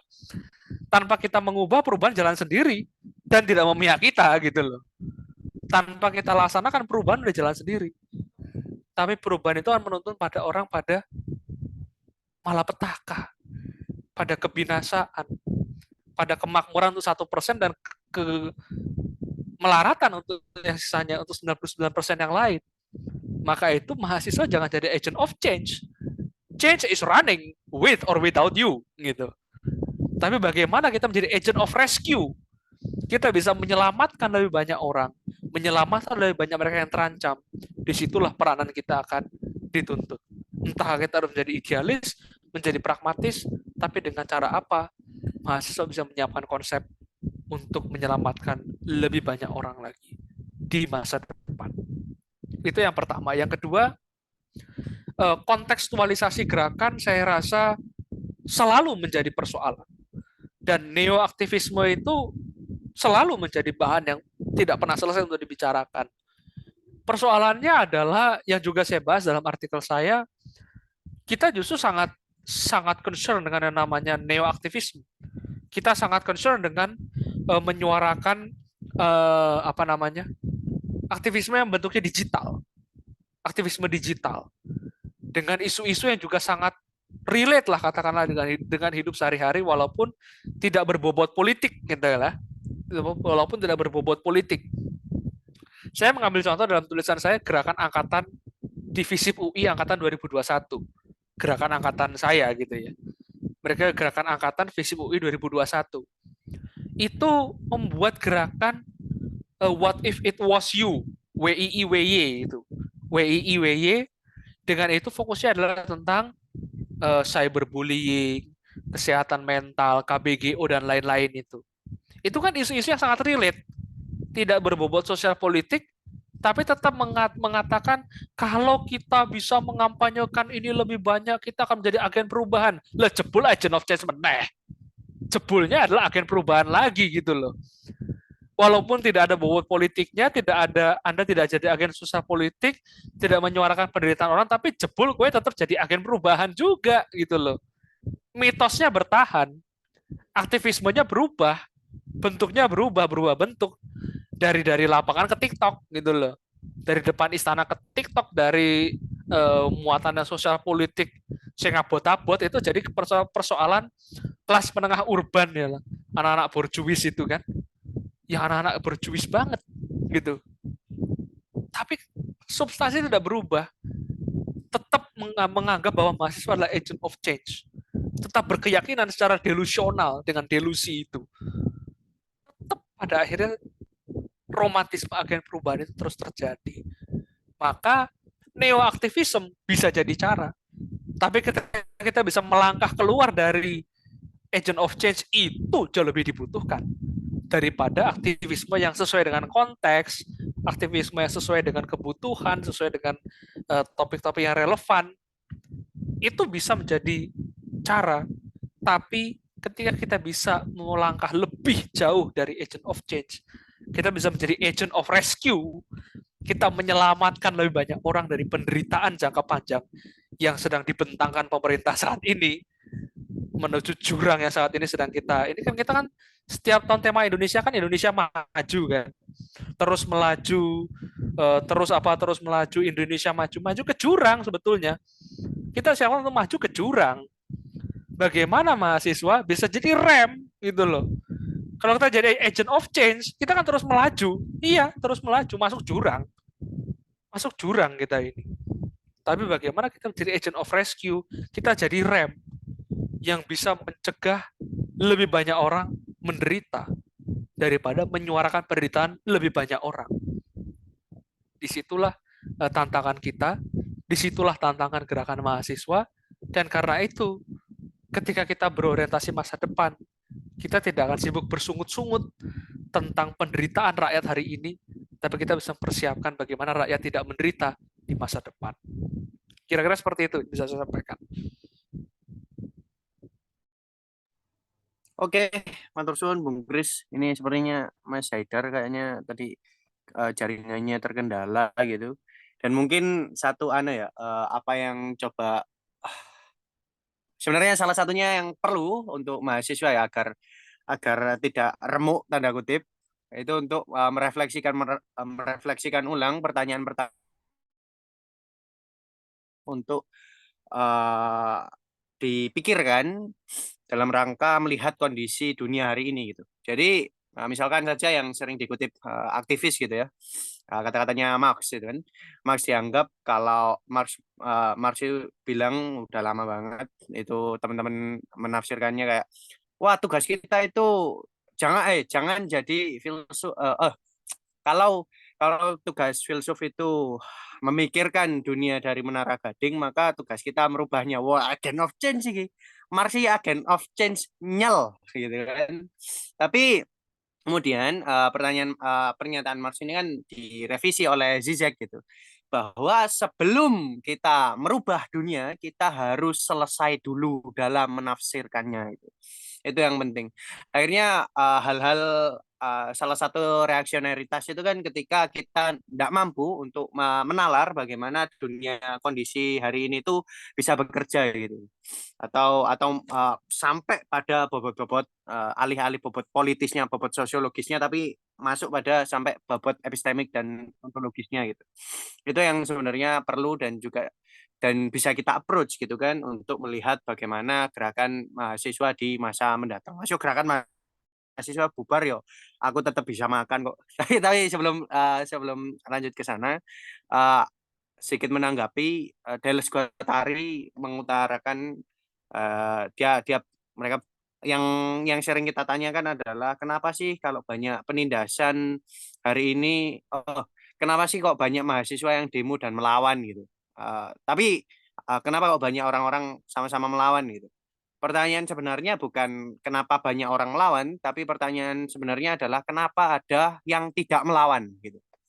Kenapa kok ada penindasan yang jelas-jelas telah eksis di depan mata kita, entah kalau kita sebutkan gak mari-mari ya, makanya kami ini juga kadang bingung ya, iki negara kok kakek masalah, bingung isu yang diangkat mau yang mana, saking banyaknya gitu kan, makanya ya, Indonesia bubar pun kita tidak ngaruh sebenarnya.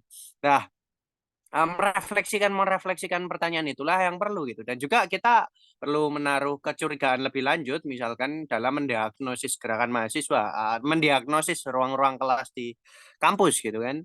Kalau tadi Mas Rasid bilang wah kita tidak menemukan diskusi yang segar di dalam kampus misalkan, di kampus manapun banyak kampus gitu kan tidak menemukan diskusi yang segar atau tanda kutip berpihak pada rakyat tertindas. Tapi kita curiga lagi, loh jangan-jangan memang kampus dibuatnya untuk seperti itu gitu loh. Kan kampus kan dapat uang dari negara gitu kan, untuk menyongsong ideologi negara, makanya memang sengaja kampus itu dibuat sedemikian rupa agar kita tidak diskusi, tidak akhirnya kita lah magang wae lah, ya gitu kan. Tapi sekali lagi yang perlu kita refleksikan adalah status mahasiswa sebagai subjek akademik gitu. Jadi apa yang revolusioner dan yang bisa kita tawarkan kepada masa depan misalkan, apa yang bisa kita lakukan untuk melawan penindasan gitu. Mungkin di sini Bung Kris juga sepakat jika saya mengatakan langkah awal yang bisa kita lakukan adalah bagaimana kita menepi ke perpustakaan di tengah anak-anak yang turun ke jalan gitu. Dan kita merefleksikan ulang bagaimana reformasi bekerja, kita merefleksikan ulang bagaimana dunia bekerja, kita merefleksikan ulang bagaimana Indonesia bisa berdaulat dan semacamnya gitu. Jadi refleksi kita yang kemudian bisa kita lakukan sebagai praksis perlawanan sehari-hari sebagai mahasiswa, saya kira adalah untuk ya belajar, research dan merebut produksi pengetahuan untuk dunia yang lebih baik di masa mendatang gitu. Itu kalau barangkali boleh sedikit saya ambil saripati dari diskusi sore hari ini gitu. Dan seringkali kan kadang aktivis-aktivis dapat blackmail gitu. Misalkan Mas Kris mau analisis soal apa ya? Misalkan soal analisis soal teori sekuritisasi misalkan di zamannya Megawati atau semacamnya, analisis atau misalkan ilmuwan-ilmuwan kimia misalkan analisis bagaimana partikel-partikel itu bekerja dan bertransformasi gitu. Lalu ditanyailah sama aktivis-aktivis agent of change ini, lu apa hubungannya itu pada buruh yang tertindas? Apa hubungannya pada rakyat yang mau digusur gitu loh? Apa hubungannya fisika kuantum kepada masyarakat yang mau digusur? Yang nggak ada hubungannya memang. Karena science is for science itself gitu kan. Ya sekalipun saya ada yang untuk praksis, tapi sekali lagi blackmail itu nggak usah kita hiraukan dan barangkali bisa kita balas gitu. Lah kowe goblok makanya nggak menang-menang lah. Jadi bisa gampang aja sebenarnya, simple bahas itu. Jadi itu saya kira apa yang ditulis sepanjang 13 halamanan oleh Mas Kris di Prisma itu hendak menegaskan itu. Jadi kita nggak usah dalam artian terlalu risau untuk menjadi agen perubahan, kita meromantisir reformasi, karena sebenarnya esensi kita adalah bukan menjadi tadi agent of change, tapi menjadi agent of rescue gitu. Ya benar sih, memang Ya malah bagus dong kalau Agent of Change kan mendukung Pak Luhut untuk semakin menambang di seluruh Indonesia. Kalau kan misalkan dari Agent of Change, tapi ya itulah mungkin mungkin kalau kalau coba saya refleksikan gitu. Tapi karena waktu sudah menunjukkan pukul 4 mungkin bisa itu tentu masih banyak hal yang bisa kita diskusikan, bahkan apa institusi-institusi yang bisa kita bubarkan di pikiran kita seperti Indonesia tanda kutip dan semacamnya. Tapi karena waktu juga tidak sudah menunjukkan pukul 4, kita bisa lanjut di lain waktu gitu. Seperti kata salah satu sahabat saya, dia bilang bahwa sisakan persoalan agar Tuhan kembali mempertemukan gitu. Mungkin untuk teman-teman yang telah hadir di sini, terima kasih. Dan sebelum kita tutup diskusi ini, mungkin Mas Kris Wibisana punya closing statement, entah itu untuk mengolok-olok gerakan mahasiswa, entah itu untuk mengolok-olok agen perubahan, ya terserah lah. Mungkin bisa memberi closing statement gitu pada diskusi kali ini sebelum kita tutup. Ya, pertama-tama terima kasih kepada kelompok Ruang Belajar Paresia yang sudah bisa mengundang saya pada hari ini. Apa yang saya sampaikan bagi saya adalah disclaimer bahwa ini tidak mewakili mazhab UI, tidak mewakili seluruh mahasiswa UI. Karena kalau mewakili seluruh mahasiswa itu gaweannya si Melki itu, KBM UI itu. Saya dan segenap mahasiswa UI akan menguliti calon presiden lambemu. Nah, bilang ya iya, karena saya nggak akan mewakili mahasiswa UI, saya mewakili diri saya sendiri, gitu ya. Jadi apa yang sebetulnya bisa kita diskusikan sore hari ini adalah bagaimana sebetulnya kita bisa menyelamatkan lebih banyak lagi orang, bahwa mahasiswa tidak perlu menjadi bagian dari penderitaan untuk bisa menyuarakan penderitaan. Kita mesti menjadi bagian dari cara keluar dari penderitaan itu sendiri. Kita mengalami kesusahan pada masa hari ini, kita punya kesempatan untuk masa depan jika kita mau dan bersedia untuk memikirkan masa depan. Tanpa kemauan kita, tanpa kesediaan kita memikirkan masa depan, dengan kita terus-menerus bergerak untuk menyuarakan buruh tertindas, rakyat tertindas, orang yang tergusur, hari ini kita terus-menerus kehilangan kesempatan untuk bisa memikirkan masa depan Indonesia. Indonesia sebetulnya masih harus ada jika kita mengatakan, jika Indonesia ini masih ada, kita pun harus mengatakan kita punya masa depan. Seperti itu yang bisa aku katakan. Terima kasih. Terima kasih, Bung Kris, dan juga atas kesempatannya yang luar biasa. Dan mungkin sebenarnya yang harus diundang-undang di diskusi pergerakan mahasiswa itu bukan ketua-ketua BEM yang hendak menguliti pikiran calon presiden, tapi orang-orang seperti Mas Kris Wibisana gitu. Nah, dan juga terima kasih teman-teman yang telah hadir di diskusi ini. Nantikan diskusi-diskusi Parhesia selanjutnya. Kami kelompok belajar kecil-kecilan yang belajar filsafat, wabil khusus filsafat sosial politik dan juga kajian-kajian humaniora gitu. Nah, sekali lagi terima kasih untuk teman-teman. Tentu terkhusus Mas Kris Wibisana, Mas Yogi, dan Mas Haidar yang telah cabut lebih dulu karena ada beberapa hal. Dan ya itulah, nanti kan mungkin akan kami share di grup YouTube Indonesia Mas yang kalah. Akan kita share recordingnya. Sun, Mas Kris. Matur nuwun, selamat sore, terima kasih banyak. Ya.